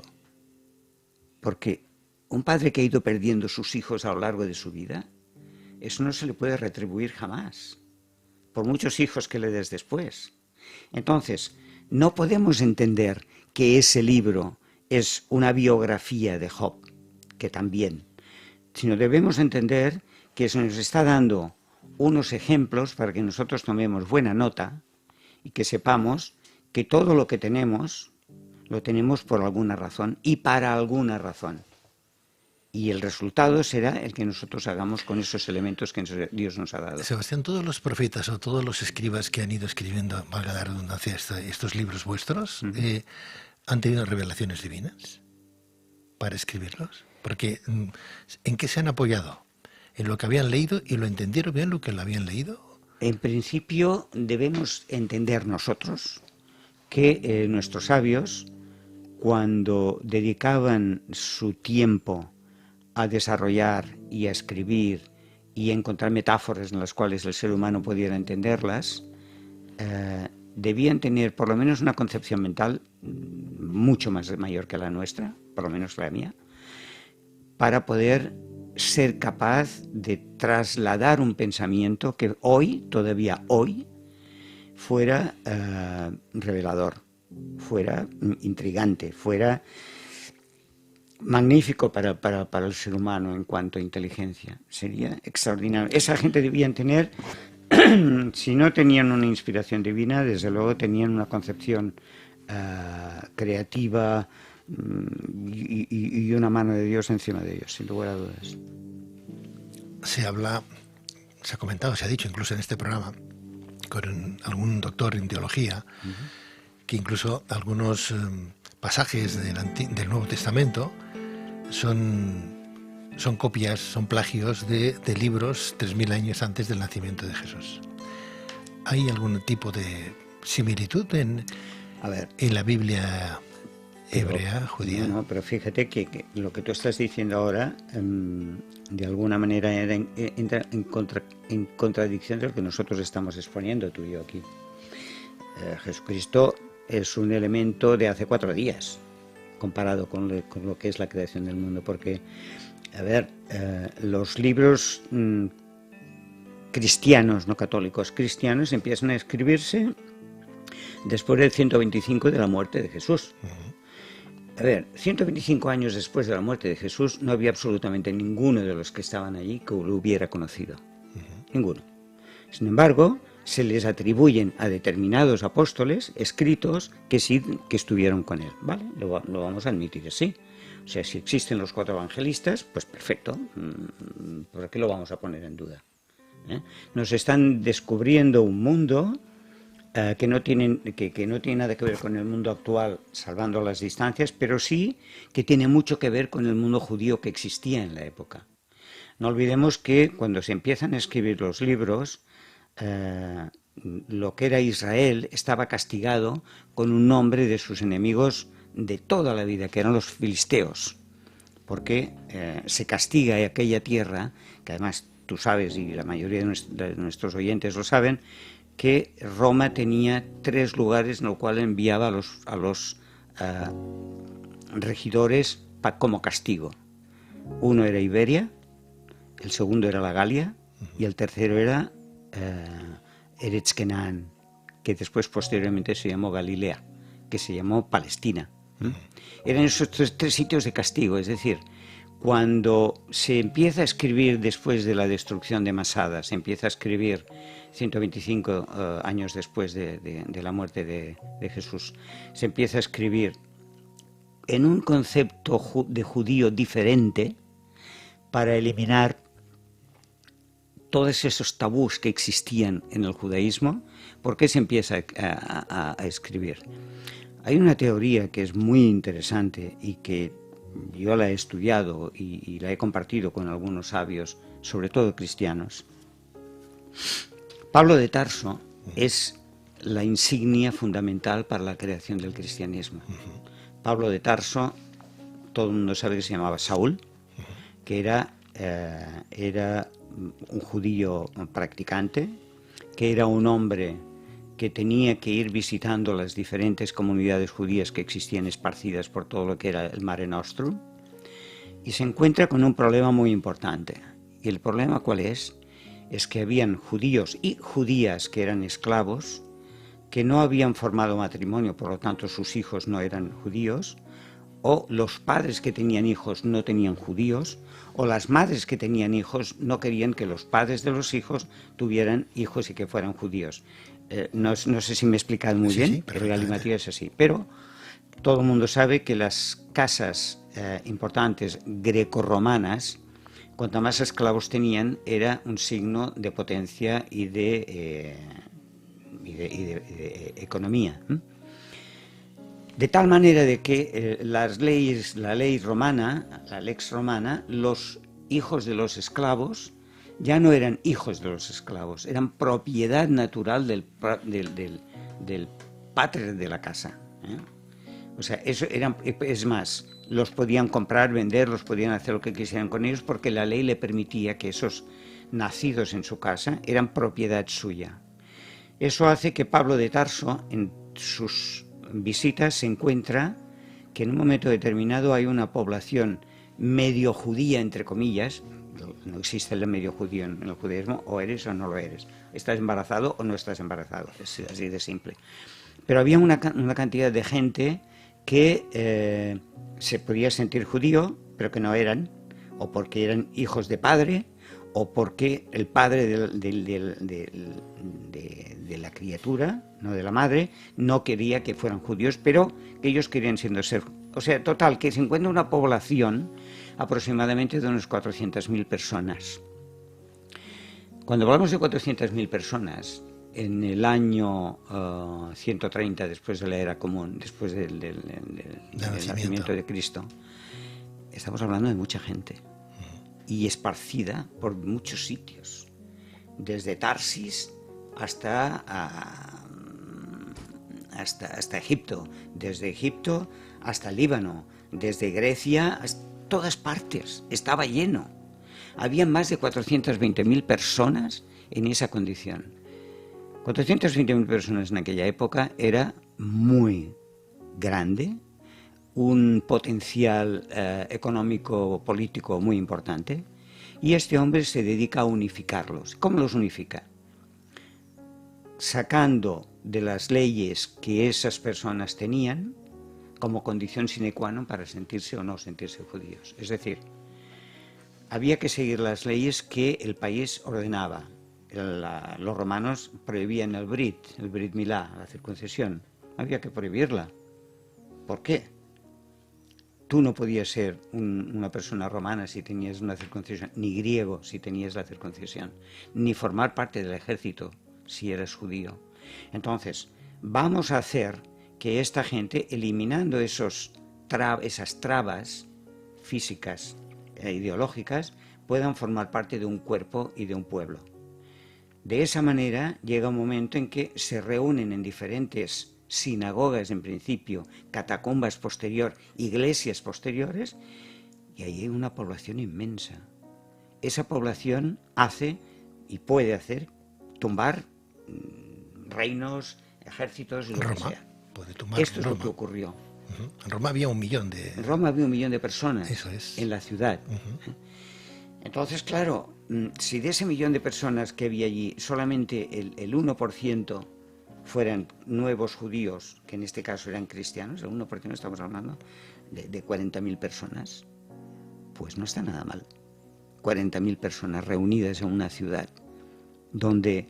¿Y eso quiere decir entonces que Pablo reúne a esa gente que tenían unas convicciones naturales ya suyas, que formaban parte de su condición cultural, ética, y los reúne en una concepción, en ese nuevo judaísmo. Para eso hace falta encontrar un líder espiritual, y ese líder que se llama Jesús, que es un elemento que nadie lo conoció, ni siquiera él. Pero sin embargo es un elemento que él lo transmite como hijo de Dios, como todos eran hijos de Dios, pues él era el hijo personal de Dios. Adelante. Y además lo transfiere como un elemento en el que es capaz de tener la generosidad de dar su vida por los demás. Muy bien. ¿Eso significa que Jesús existe o no existe? Según los escritos existió. ¿Según vosotros? Según nosotros. Yo personalmente no he encontrado todavía ningún texto que me lo diga que existió. Pero la mayoría de los rabinos entienden que existió. Pues es una figura literaria entonces, inventada por San Pablo. No lo sé. Yo, si me tengo que acoger a lo que yo conozco, diría que mientras no existe, mientras no sale una persona de la potencia de Pablo, Jesús es un elemento que está in albis, no existe. Pensemos una cosa que es muy sencilla. Desde Jerusalén hasta Cesarea, que deben haber aproximadamente unos 100 kilómetros más o menos. Según los escritos, los dos lados de la carretera estaban llenos de cruces con crucifijos de judíos que se habían rebelado contra Roma, como escarnio para los demás. O sea, tener cuidado porque si hacéis el imbécil contra el imperio vais a acabar igual que estos. Entonces, ¿pudo haber un crucificado? Pues claro que hubo uno, no hubo, hubieron cientos. Y si no, para eso recomiendo que la gente coja el libro de Flavio Josefo, La guerra de los judíos, que le explica un poco lo que fue la tragedia de la conquista de Jerusalén por Tito. Quiero decir que esos elementos, la sociedad ha tenido una necesidad importante de hacer un elemento en el cual lo tengas cerca. O sea, ¿por qué nosotros, uno de los... O sea, perdóname, entonces Jesús, de cara al pueblo judío, no se sabe si existió, o es una figura literaria, cuando tú me hablas... y que Pablo, de alguna manera, crea un mito, ¿no? Yo te quiero entender eso. No, pero me estás hablando como judío. Yo, como judío, como estudioso, yo te debo decir, y te digo, y lo digo donde sea aquí, que yo personalmente no he encontrado hasta hoy ningún texto que a mí me justifique que existió esa persona, como tal. Porque existieron muchos judíos, existieron muchos Jesuses. Claro, pero hablas de evangelios, ¿no? Sí. Los 4, bueno. Pero hay más. Están los apócrifos que hablan también de ese Mesías. No, vosotros a ver, no entendéis. Un momento, no confundamos porque vamos a confundir a la gente y tú me quieres llevar a un sitio donde yo no quiero ir. Yo no te llevo No, vamos a ver. Una cosa es el Mesías, cuando se está hablando del Mesías para el pueblo judío, y otra cosa es el Mesías para el pueblo cristiano. Ajá. El pueblo cristiano, vosotros hicisteis a una persona, Jesús, que seguramente existió, que era un rabino, que era una persona que tenía unas concepciones determinadas, y lo crucificasteis, punto. Entonces, ¿era judío? Era judío, efectivamente. ¿Quién lo crucificó? Pero no, ¿el pueblo judío? No, señor. Pues era judío. ¿Quién lo crucificó? Los judíos no podemos matar a la gente. No habían como dos. ¿Cómo lo llaman? No me has dejado acabar, ¿eh? Perdóname. Es que además pareces periodista, increíble. Perdóname. No, lo que quiero decirte es una cosa muy sencilla. Para nosotros, el elemento Jesús que tú hablas es un elemento que no nos lo planteamos ni lo discutimos. Como si tú me hablas, pues yo qué sé, de Mahoma o si me hablas de la Odisea. Son elementos que forman parte de la sociedad, que los hemos tenido que asumir, que los hemos tenido que admitir, que los hemos tenido que estudiar, pero no necesariamente estás obligado a creerlo. ¿Existirá o no existirá? ¿Ha existido o no ha existido?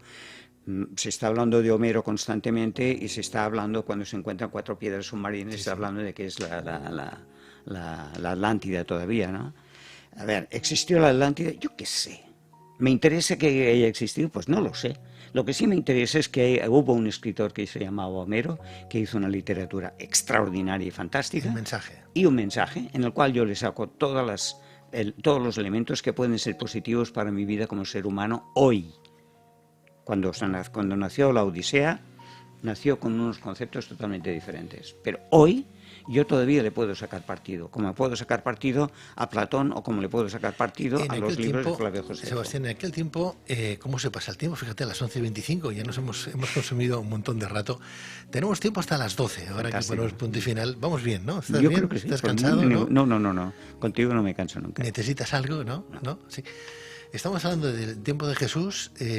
Para nosotros el Mesías, para vosotros, bueno, pues una figura que puede ser literaria o no, pero que ahí está, ¿no? Como Mesías para nosotros. No, pero es que yo no he dicho que él sea el Mesías para nosotros. No, para nosotros, para sí, pero lo habéis matado, o sea, estáis esperando a otro Mesías. Sí, no, pero a ver, Jesús era judío. Sí. Y en aquella época habían como dos secciones, los judíos que estaban en favor de los romanos y los que estaban en contra de los romanos. No exactamente. Bueno, más o menos. No. A favor y en contra. Exactamente. Eso es una deformación. Y no seguían la circuncisión y seguían lo que decía Roma. Un judío no podía ser, pues no sé, un un guerrero romano, No. no podía ser un luchador. Bueno, No. pues ahí estamos. O sea, había gente que estaba en favor de y otros judíos que no. No. Los únicos judíos que podían estar en ¿Quién favor crucifica No, a Jesús, vamos a a ver. un judío de Vamos aquella por partes, época? vamos por partes. Romano. No, vamos a ver, vamos por partes. Solamente podían justificar estar cerca del mundo greco-romano, porque no olvidemos que a pesar de que los romanos estaban ahí, la cultura era greco-romana. Sí, sí. Aquella gente que tenía una capacidad económica que podían vivir tranquilo y que podían vivir muy bien y que les era igual Juana que su hermana. Era Que estaban a favor del pueblo romano. Podía que estar a estaba ahí, favor, sí, sí, del tocaba gobierno romanos romano. por romanos, fueron antes filisteos por filisteos, si eran cananaitas pues cananaitas, es igual, si vivían bien les era exactamente igual. Los que Jesús sacó del templo. No, es que tenéis unas lecturas así muy raras. Sí, es verdad. A ver, habían 3 días de mercado en Eretz Israel y en Jerusalén, el lunes, el jueves y el sábado. ¿no? Que el sábado se eliminó porque era Shabbat y no se podía hacer. Entonces se pasó vamos a ver, el sábado entonces que eso se salvó, eran 2 días, lunes y jueves. Lunes y jueves eran los 2 días, que precisamente eran los 2 días que estaba permitido incluso casarse. Bien, entonces alrededor del templo había una zona donde la gente se ponía a mercadear, porque cuando está establecido el templo hay el Santa Santorum, hay una parte que es para los sacerdotes, hay un templo que es para los orantes y hay el exterior que es para los mercaderes. ¿Por qué? Porque toda la gente iba al templo. Y la gente iba al templo, por lo tanto, era el momento para comprar y vender y hacer lo que fuera. Entonces, en un momento determinado, en uno de los escritos de los evangelios, que no sé de quién era, dice que Jesús, según tú acabas de comentar, sacó a todos los mercaderes de aquella zona. Bueno, pues muy bien, estaba en su derecho. Si él consideraba que no era el lugar para hacerle mercado, pues hizo muy bien. Pues son los mercaderes que lo llevan ante Poncio Pilato para que lo crucifiquen posteriormente. Error ¿no? de los errores. Los que no estaban fueron a los favor mercaderes. del pueblo no fueron romano. No. La acusación que se hace según los escritos de los evangelios, que no los nuestros, porque insisto y lo ruego que me perdones, yo no lo he encontrado todavía, pero la acusación que parece ser que se le hace a esta persona es que él se declara como hijo único de Dios y como representante de Dios. Los judíos no tenemos ningún intermediario para llegar a Dios, porque si se supone que somos hijos de Dios, nosotros podemos dirigirnos a nuestro Padre ya directamente, no necesitamos un intermediario. Entonces, que venga una persona y se declare como intermediario entre Dios, porque Él es el representante de Dios o el Hijo de Dios en persona en la tierra, pues claro, eso choca mucho con lo que es el concepto que había de los sacerdotes, los coanims que vivían allí. Y por eso se le Momento. crucifica.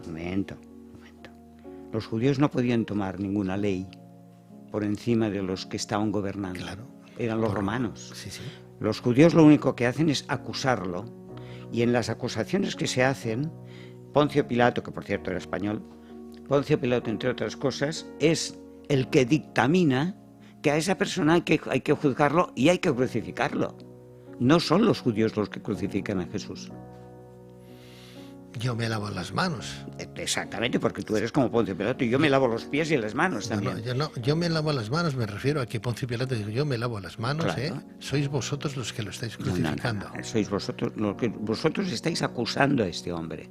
Y según las acusaciones que tiene, nosotros como romanos tenemos que hacer esto. Y esto quiere decir, según los escritos vuestros, se saca entre un ladrón asesino, como era un primo suyo, que era Barrabás, y Jesús, entre los dos. A ver, ¿vosotros a quién queréis? ¿Todo eso es un mito? ¿Es una...? No lo sé. No lo sabes. No lo sé. O sea, es más, me gustaría que llegaras a comprenderme. Yo no puedo discutir una cosa que no sé. O sea, el judaísmo para mí es un mundo extraordinario, es un mundo de gente que me apasiona leerlos, siempre y cuando no toquen un elemento que yo no puedo llegar a creer. Pero en ese tiempo de escritura, Sebastián, hay cosas que no puedes entender, porque es ilógico, no se pueden entender ciertas cosas, ¿no? tú no lo entiendes todo. No, claro que no, porque yo soy... Sin embargo, crees en tu credo, crees en tus normas, en tu condición como judío. Sí. Vamos en las mismas. Claro, ¿cuál es el problema? No, el problema está en que tú dices, yo no puedo creer en algo si no tengo la certeza de yo que no he dicho eso. Yo lo que he dicho es que yo personalmente no he encontrado hasta hoy ningún documento en el cual a mí me justifique o me diga que esta persona existió. Yo no lo he encontrado. Sin embargo, tengo profesores y maestros que me han dicho que sí, que ellos lo han encontrado. Y siempre les he dicho, ¿Y tú te por favor, fías un de momento. esos profesores? ¿Te fías de ellos, claro? Un momento. Yo siempre les he dicho, pues decirme dónde está para que yo lo encuentre. Y no lo he encontrado todavía. O sea, tampoco entonces es creíble tus Cuando tengas enseñantes. un maestro que la respuesta que te dé no es la que tú necesitas, búscate otro maestro. Entonces, ¿tú eres judío por qué? ¿Por convicción? Total. ¿O por qué? Por convicción. Total, porque mi familia lo era, o sea, una herencia, pero yo soy un judío que necesito estudiar cada día y necesito profundizar cada día y necesito entender por qué yo cada día debo ser algo mejor. Eso soy yo, un judío que es así. Lo cual no quiere decir que en un momento determinado este judío que soy yo nos sentemos tú y yo en una terraza y podamos tomar una cerveza, siempre que no sea Pesaj. ¿Cuál es el problema? Uno de mis últimos maestros, que es el rabino Soloveitchik, él era el director de la Jewish University de Nueva York.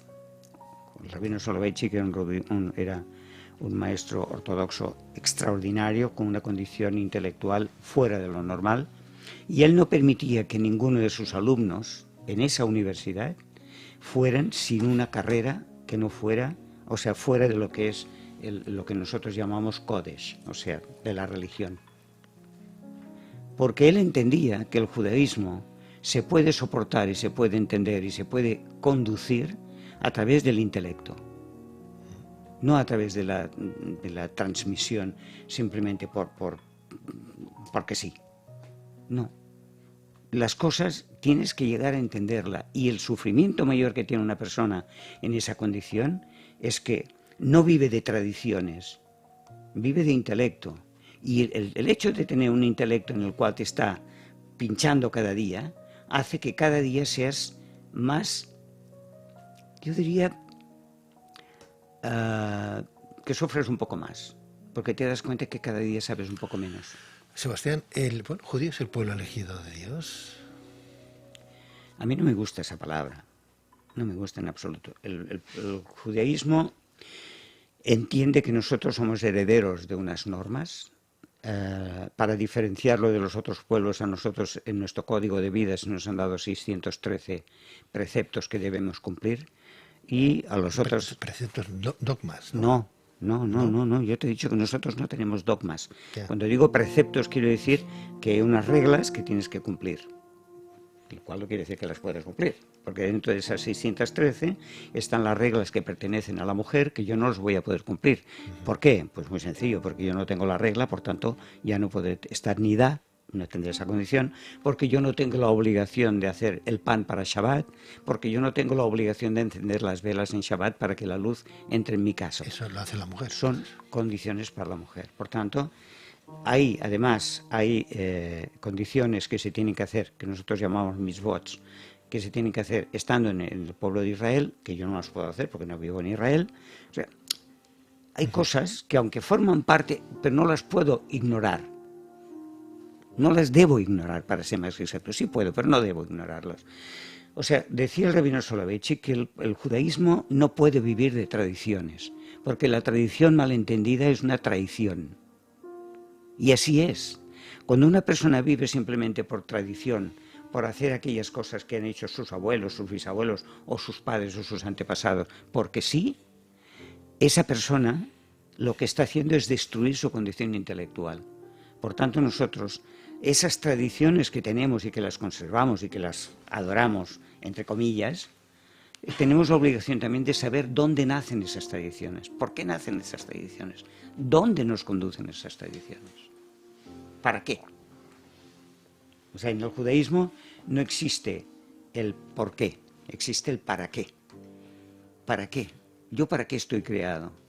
¿Para alabar a Dios? Sí. ¿Hasta qué punto tú crees que lo que escribió Moisés es lo verdadero, lo auténtico, lo que ha llegado hasta nuestros días? Y no hay una confusión ahí a través del tiempo y del que entendió una cosa y luego escribió otra. Vamos a ver. ¿Dónde está tu seguridad ahí? La seguridad está en pensar que ese código escrito para nosotros es el que me da mi fuerza para que yo pueda llegar a entender lo que es la creación divina. Si yo no tuviera ese código, seguramente no tendría la concepción que tengo en estos momentos de lo que es la vida, la creación y sobre todo algo que nunca llegaré a entender, que es la esencia de Dios. O sea, tú necesitas ese código para tener esa... Hoy, después de mi edad, claro, lógico, porque ya forma parte de mi esencia. O sea, yo necesito ese código, claro que sí. Pero fíjate, yo necesito ese código de la misma manera que necesito los libros de Frank Rosenzweig, o los libros de Buber, o los libros de Spinoza, en contra de mis maestros, claro, o los libros de Filón, o sobre todo los libros de Ramban, de Maimónides. Claro que los necesito. Y los necesito para poder consultarlos constantemente. Y cada vez que tengo una duda en alguna cosa determinada, tengo que recurrir a ellos. Porque si no, estoy perdido. No sé dónde estoy. Y para saber dónde estoy, para saber hacia dónde debo ir, necesito coger un plano, que ese plano me ayude a entender por dónde voy. ¿En qué diferencia entonces el credo judaico del credo católico cristiano? Me estás hablando de una cosa que yo desconozco y para ser justo no puedo hablar. Yo no puedo hablar del credo católico cristiano porque el credo católico cristiano se basa en unos elementos que están lejos de mi condición y de mi condición intelectual. No lo conozco para poder discutir contigo ese tema. O sea, si te pregunto sobre la Virgen María o San José... Te hablaría como un ser humano.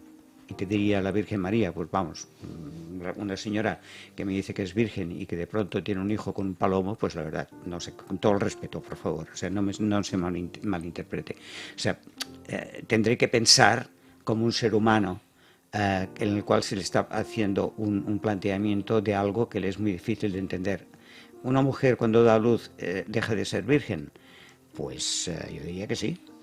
Pero que las cosas salen por donde entran, sin lugar a dudas. Por tanto, de alguna manera, que existe un milagro, que puede existir un milagro, pues vamos a creerlo. ¿Tú crees en los milagros dentro de la fe? No creo en los milagros. Para mí un milagro es esto que estamos haciendo tú y yo en estos momentos. Dios nos ha dado la facilidad de que estemos aquí sentados, de que tú, un hombre inteligente, sea capaz de soportarme a mí y que estemos hablando con gente a través de las ondas que ni siquiera vemos. Eso es un milagro, eso es ver a Dios. Bueno, eso es tecnología a día de hoy. Vale, de acuerdo. También era tecnología cuando Gutenberg hizo la primera imprenta. ¿Cuál es el problema?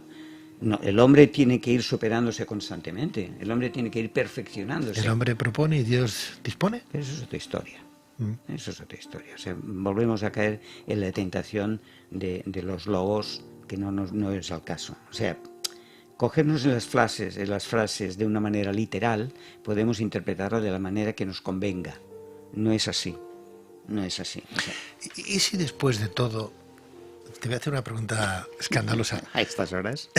¿Y si después de todo, pues porque mira que hay libros escritos miles de años de antigüedad, y si después de todo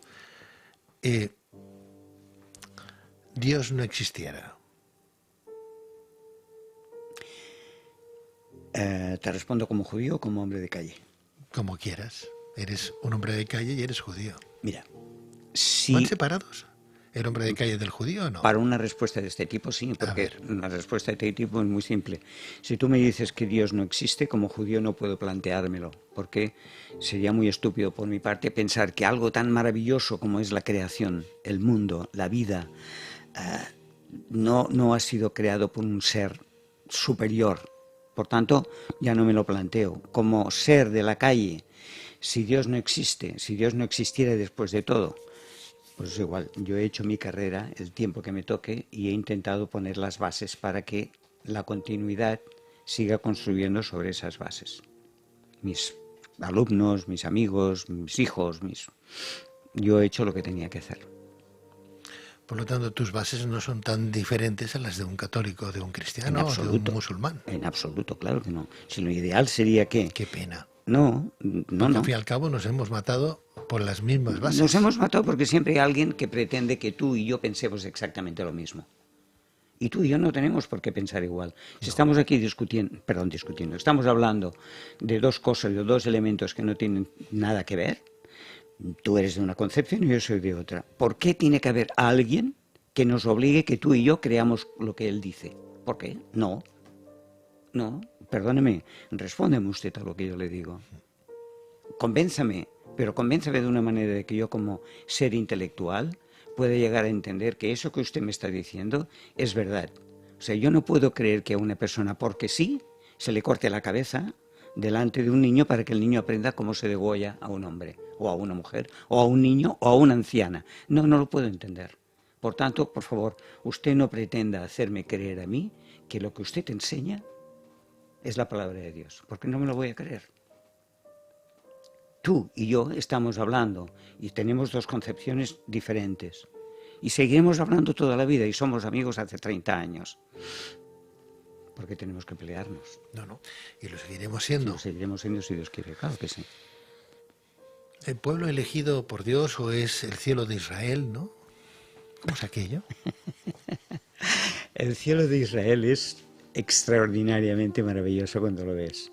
En mi vida, yo seguramente has estado en Jerusalén, pero yo una de las impresiones más importantes que he tenido en mi vida fue una puesta de sol en Jerusalén. Jamás he visto un cielo tan rojo, tan intenso, tan fuerte como aquella tarde-noche. El cielo de Jerusalén es diferente, pero es diferente ¿por qué? Pues porque yo lo siento así, no porque Dios lo haya hecho diferente. Porque seguramente el cielo de Granada o el cielo de Sevilla o el cielo de Barcelona o el cielo de, yo qué sé, de Lampordà es diferente también. Sebastián, buscando información, me aparecen como más de 70 situaciones no, serían formas de entender el judaísmo, por llamarlo de alguna manera. ¿Nada más 70? 70 o 71. Mira, cuando se dio las leyes en el Sinaí, Sí. según está escrito, decían que habían 600.000 hombres que estaban escuchando Sí. en edad de ir al ejército. 600.000 personas. Es decir, desde los 18 hasta los 50 años habían 600.000 personas. Y cada persona interpretaba las leyes según su intelecto. Por tanto, quiere decir que No la Torá son... Interpretaciones. Tienes que interpretarla, si esa es la magia de la Torá. La diferencia entre un judío, hay tres fundamentos, ¿no? Tres bases importantes, ¿no? El ortodoxo, ¿no? El judaísmo se basa simplemente en una cosa: Torá, Sí. Hashem y Israel. Sí. Es uno. Estas tres formas de concebir el judaísmo, No, es que es uno. el que es muy radical, el que no lo No, es es que no es un problema de radicalización, es un problema de que tú quieras llegar y quieras llevar a los extremos determinados textos que consideras que son los que tú vas a conseguir y llevarlos. Estás en tu pleno derecho. Hay gente que, por ejemplo, en Barcelona, pues si yo fuera con los peots, que los tengo escondidos, los rizos, los esos tengo escondidos, pues seguramente llamaría la atención. Pero si fuera con un kebab, si fuera con la cabeza tapada, como nadie diría nada. Pero yo voy por la calle con kipá, y tú lo sabes, y hay gente que se gira, todavía. Es un problema de incultura total. Sin embargo, no se giran cuando ven a una persona, un pakistaní, un chino, no se giran. Pero sin embargo, cuando se gira un judío, sí. ¿Por qué? Yo diría que es un problema de conocimiento. O sea, hay 500 años de incultura escondida. Desde la expulsión de 1492 se ha creado un elemento deicida, que es el que recoge todas las concepciones en contra de la cultura cristiana católica, y nosotros estamos ahí. Bueno, ¿por qué le vamos a hacer? una de esas normas que le pide Yahvé al judío para que me entienda todo el mundo, ¿no? O Elohim, o el innombrable, ¿no? Es que cuando se casan dos judíos que tengan la mayoría de hijos que puedan mantener. Efectivamente. ¿No? Claro, no utilicéis ningún tipo de traba al respecto, porque es como una obligación, no es como una... Es la primera mitzvah, crecer y multiplicaros. Y multiplicaros. Efectivamente. Si eso es así, ¿cómo puede ser que todavía el pueblo le falte tanto, como bien decías tú antes, a crecer? Porque estamos hablando de 15 millones. Sí. Muy poquito. Es una gota de agua en el océano. ¿Qué ha pasado? Pues ha pasado, esa es una pregunta que se hacen todos los sabios y que nos hacemos todos los judíos desde Inildo Tempore. ¿Por qué no crece más el pueblo judío? Pues porque hay mucha asimilación, pues porque la sociedad en un momento determinado empuja a que la gente deje el judaísmo, pero de una cosa sí estamos convencidos: de esos 15 millones de judíos que sabemos en el mundo en estos momentos, hay más judaísmo hoy en el mundo que en el año 48 cuando se creó el Estado de Israel. Por tanto, ¿quieres decir que estamos bien. Han habido judíos que han renegado un poquito? Sí, no renegado. A ver, cuando que no siguen las normas. Uno de los enemigos más grandes que tiene el judaísmo es la asimilación. Esto es o sea, cuando un matrimonio mixto se unen, primero hay una cosa que en el porcentaje altísimo están condenados a romperse ese matrimonio, por circunstancias muchas. Una de ellas, lógicamente, porque la concepción natural de cada uno llega un momento en que chocan por determinadas cosas. Pero lo que sí es seguro es que cuando hay un matrimonio mixto, está condenado al fracaso a la larga. Entonces, ¿hay judíos que se quedan por el camino? Sin lugar a dudas, claro que sí. Entonces, ¿llegaremos a superar los 15 millones? Tampoco nos importa demasiado. Como le dijeron a Ben Gurión, son ustedes muy pocos, pero hacen mucho ruido en el mundo. Y así es. Eso está muy bien. Tengo muchísimas preguntas más para hacerte, Sebastián, pero todavía nos quedan 10 minutos. 10 minutos nos quedan para que nos marchemos. Luego empezamos el Luces en la Oscuridad, que de jueves a domingo hace ya, que tú bien conoces, más de 33 años que venimos haciendo. Sí. Y lo empezaremos, bueno, pues a partir de las 12 ahí estaremos, ¿no? Muy bien. 3 horitas más, ¿no? Bravo. O sea que a mí aún me queda. Bravo. A mí aún me queda. Y tenía preguntas, pues pero no creo que con 10 minutos que nos faltan podamos darle tanta respuesta. Porque podamos. Me gustaría hablar, pues, del matrimonio judío, por ejemplo, ¿no? Uh-huh. De los días señalados y festivos que tenéis, ¿no? Porque el Sabbat, ¿no? Que empieza en viernes y concluye a finales del sábado. Exacto. Y el domingo para vosotros es, pues, no un domingo, no un día para descansar, sino un día de... Fíjate que es una cosa muy, muy interesante. Todos los días de la semana para nosotros están simplemente numerados, excepto el Shabbat, que tiene un nombre propio. Todos los demás es Yom Rishon, Yom Sheni, Yom Shelishi, Yom Revi, y así sucesivamente, ¿no? Para nosotros todos los días están enfocados al Shabbat, porque el Shabbat es el día que nosotros entendemos y se nos ha enseñado y creemos y queremos creerlo al mismo tiempo, de que es un día que nosotros debemos santificarlo. Y decir santificarlo me refiero a devolvérselo a quien nos lo ha dado. Pensemos por un momento la importancia que tiene el Shabbat para el judío y para el judaísmo por encima de todo. Cuando se crea en Egipto, cuando el pueblo estaba esclavizado. Imaginaros por un momento lo que significa en una situación en la cual la esclavitud era condición sine qua non y era condición natural, y que de pronto hay un líder y dice: no señor, hay un día que se da fiesta para todos los esclavos. Claro, eso rompe con todos los esquemas habidos y por haber. Entonces, eso que para nosotros ya fue una lucha muy grande para llegar a conseguirlo, entender que vamos a santificar ese día y que le vamos a devolver a Dios lo poco de lo mucho que recibimos, pues es lo mínimo que podemos hacer. No crear nada que forma parte de la naturaleza de por sí. No tienes por qué encender la televisión, encender la radio, no contestar el teléfono, esas cosas que para nosotros son habituales y naturales. Ese día no se hace. Y al séptimo descansó. Y el séptimo descansó, efectivamente. ¿Y eso que era Dios? Claro, pero esto, ahí volvemos otra vez a lo que hablábamos de las exégesis. ¿Por qué se nos dice que el séptimo descansó? Porque nosotros debemos descansar también. Porque nosotros somos seres humanos. Y si Dios se permitió el lujo de decir, ya no voy a crear más, hoy me voy a fumar una pipa o me voy a tomar un vaso de whisky. Pues esto es una interpretación. Toda, claro que es una De alguien que interpretación. dijo, pues al séptimo descansó. Efectivamente, claro que no, está escrito. Y el séptimo día dejó de crear. Por tanto, el séptimo día descansa, no crea más. Ya ha creado todo lo que tenía que crear. Y si tú te fijas cuando lees el libro de Bereshit, te das cuenta de que hay un orden extraordinario hasta llegar. En ese orden extraordinario, primero, ¿qué fue?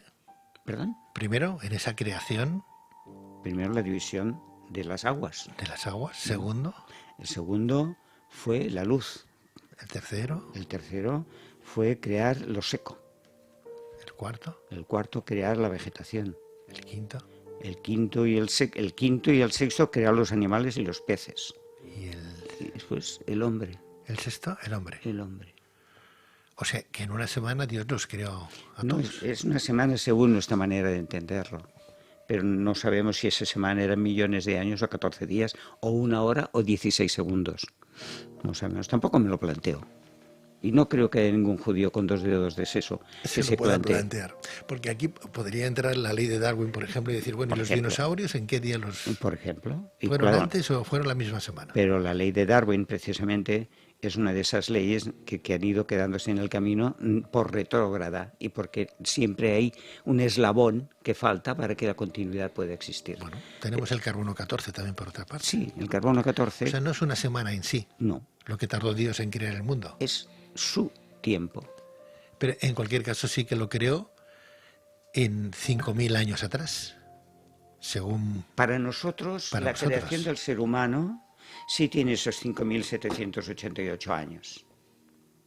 O sea, el ser humano como elemento que recibe el Ruach HaKodesh No, tiene esa no me edad. dirás que es complicado todo esto. Claro que es complicado, complicadísimo. ¿Has tenido alguna vez alguna duda? Siempre, constantemente. Y en Sí. estos momentos tú me estás poniendo más dudas todavía. Sí. Claro. Pues no es mi intención. No, al contrario, deberías estar feliz. ¿Ah, sí? Claro que sí. Eso A es partir- falta de fe, amigo. No, al contrario, en absoluto. Lo importante en el mundo, lo importante en el judaísmo es que tengas la suficiente empatía para saber que tienes que crecer un poquito más. Y cuando digo crecer no me refiero hacia arriba, me refiero hacia los lados. Es así de simple. Yo no puedo dejar de esta conversación que hemos tenido hoy, la repasaré para darme cuenta de la cantidad de estupideces que he podido llegar a decir en 2 horas. Ninguna. No, seguro que sí. Ya te digo yo que no. Bueno, pero seguro que sí. O por lo menos haberme dado a explicar mucho mejor de lo que lo he hecho. Lo has hecho estupendo. Otra cosa es que yo la haya entendido. Dice, es que Dios no me habla. No, mejor te habla. El que no sabes escuchar eres tú, ¿no? A ver, Dios no necesita hablarnos. Y eso sí que es una cosa que yo muchas veces me revelo y me digo, bueno, ¿qué? ¿Qué pasa? ¿Qué te he hecho? ¿Qué te he hecho? Y no hace falta que me respondas. Simplemente lo único que tengo que hacer es mirar a un amigo, mirar a mi gato, mirar a mi mujer o mirar mis libros. Entonces ya no me pregunto ¿qué te he hecho? Pensar, te has equivocado. Para empezar por el orden. Por lo que sea. Por lo que sea, claro que sí. Qué bueno. Sebastián Jané, Sentok, te agradezco de corazón que hayas estado estas 2 horas con nosotros. Gracias por invitarme. Todo un placer. Yo le decía a Sebastián, vamos a hablar de Dios, por favor. De Guau. Dios, pero es que hablar de Dios, que eso es un mundo. Y es verdad, es un mundo. Bueno, es que es como, además es una antítesis hablar de Dios, porque tendríamos que coger a los filósofos para entrar desde los presocráticos, anterior a los presocráticos, y cogernos con todos los que hemos comentado antes, Filón, Ramban, Spinoza, Buber, Rosenzweig... Pero ¿qué más da? Han sido hombres. Soloveitchik, claro que son Han hombres. sido hombres, como pero tú, hombres, como yo. como tú y como yo, pero que tenían una capacidad. A ver, tú tienes una capacidad de dirigirte a la gente, tú eres un comunicador, que no todo el mundo tiene esa capacidad. Es una capacidad que Dios te ha dado. Y si tú no la utilizas, estás robando a Dios. Le estás robando porque Él te ha dado a ti esa condición.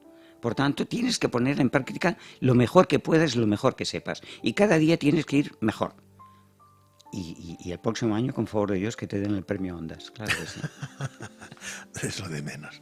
No, lo importante es hacer un programa que llegue y que aprendamos todos un poco de la gente como tú que viene al programa. Gracias, querido. Y espero que sea así por muchos años. Pero debemos llevar al límite siempre nuestra condición intelectual.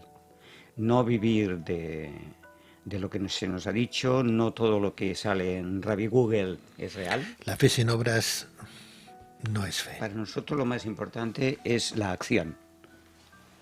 O sea, no la dialéctica, que la dialéctica te puedes encontrar gente que te pueda explicar lo que quieras. Sebastián, nos vamos. ¿Quieres tú dirigirte al público que nos está viendo, que nos está escuchando? Solamente quiero rogarles que me disculpen si he dicho alguna barbaridad, que seguramente así será. Y si no, que piensen que Dios existe. Y la prueba más fácil de que Dios existe es que los judíos estamos aquí.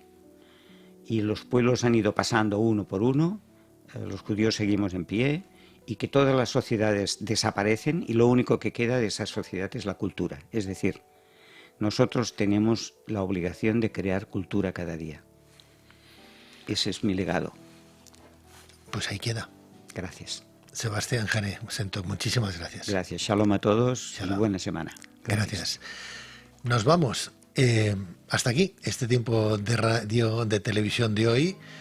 Radio, ¿por qué? Porque estamos en el 106.9 de la frecuencia modulada en RCE, en Barcelona, en Cataluña, en España. A través de rce.es nos podéis sintonizar, escuchar, seguirnos. Y televisión, porque estamos a través de la plataforma Twitch, TWITCH,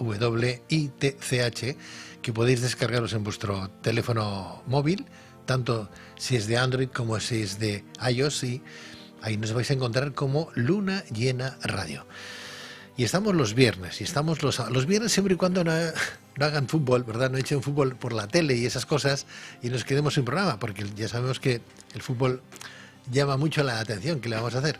Ayer no estuvimos precisamente porque hubo programación con fútbol, pero en cualquier caso, ahí estaremos siempre los viernes y los sábados, a partir de las 10 de la noche y hasta las 12, en esos días. Antes de empezar el mágico, misterioso, mítico Luces en la Oscuridad, que también os invito a seguir ahora a partir de las 12 y hasta las 3 de la madrugada, hora menos en Canarias. Muy buenas noches, de verdad, de corazón, gracias por haber estado ahí, por acompañarnos, y hasta la semana que viene, si Dios quiere, y nunca mejor dicho, si Dios quiere. Que tengáis un feliz fin de semana, una semana propicia, y no os olvidéis de ser buenos. Adiós.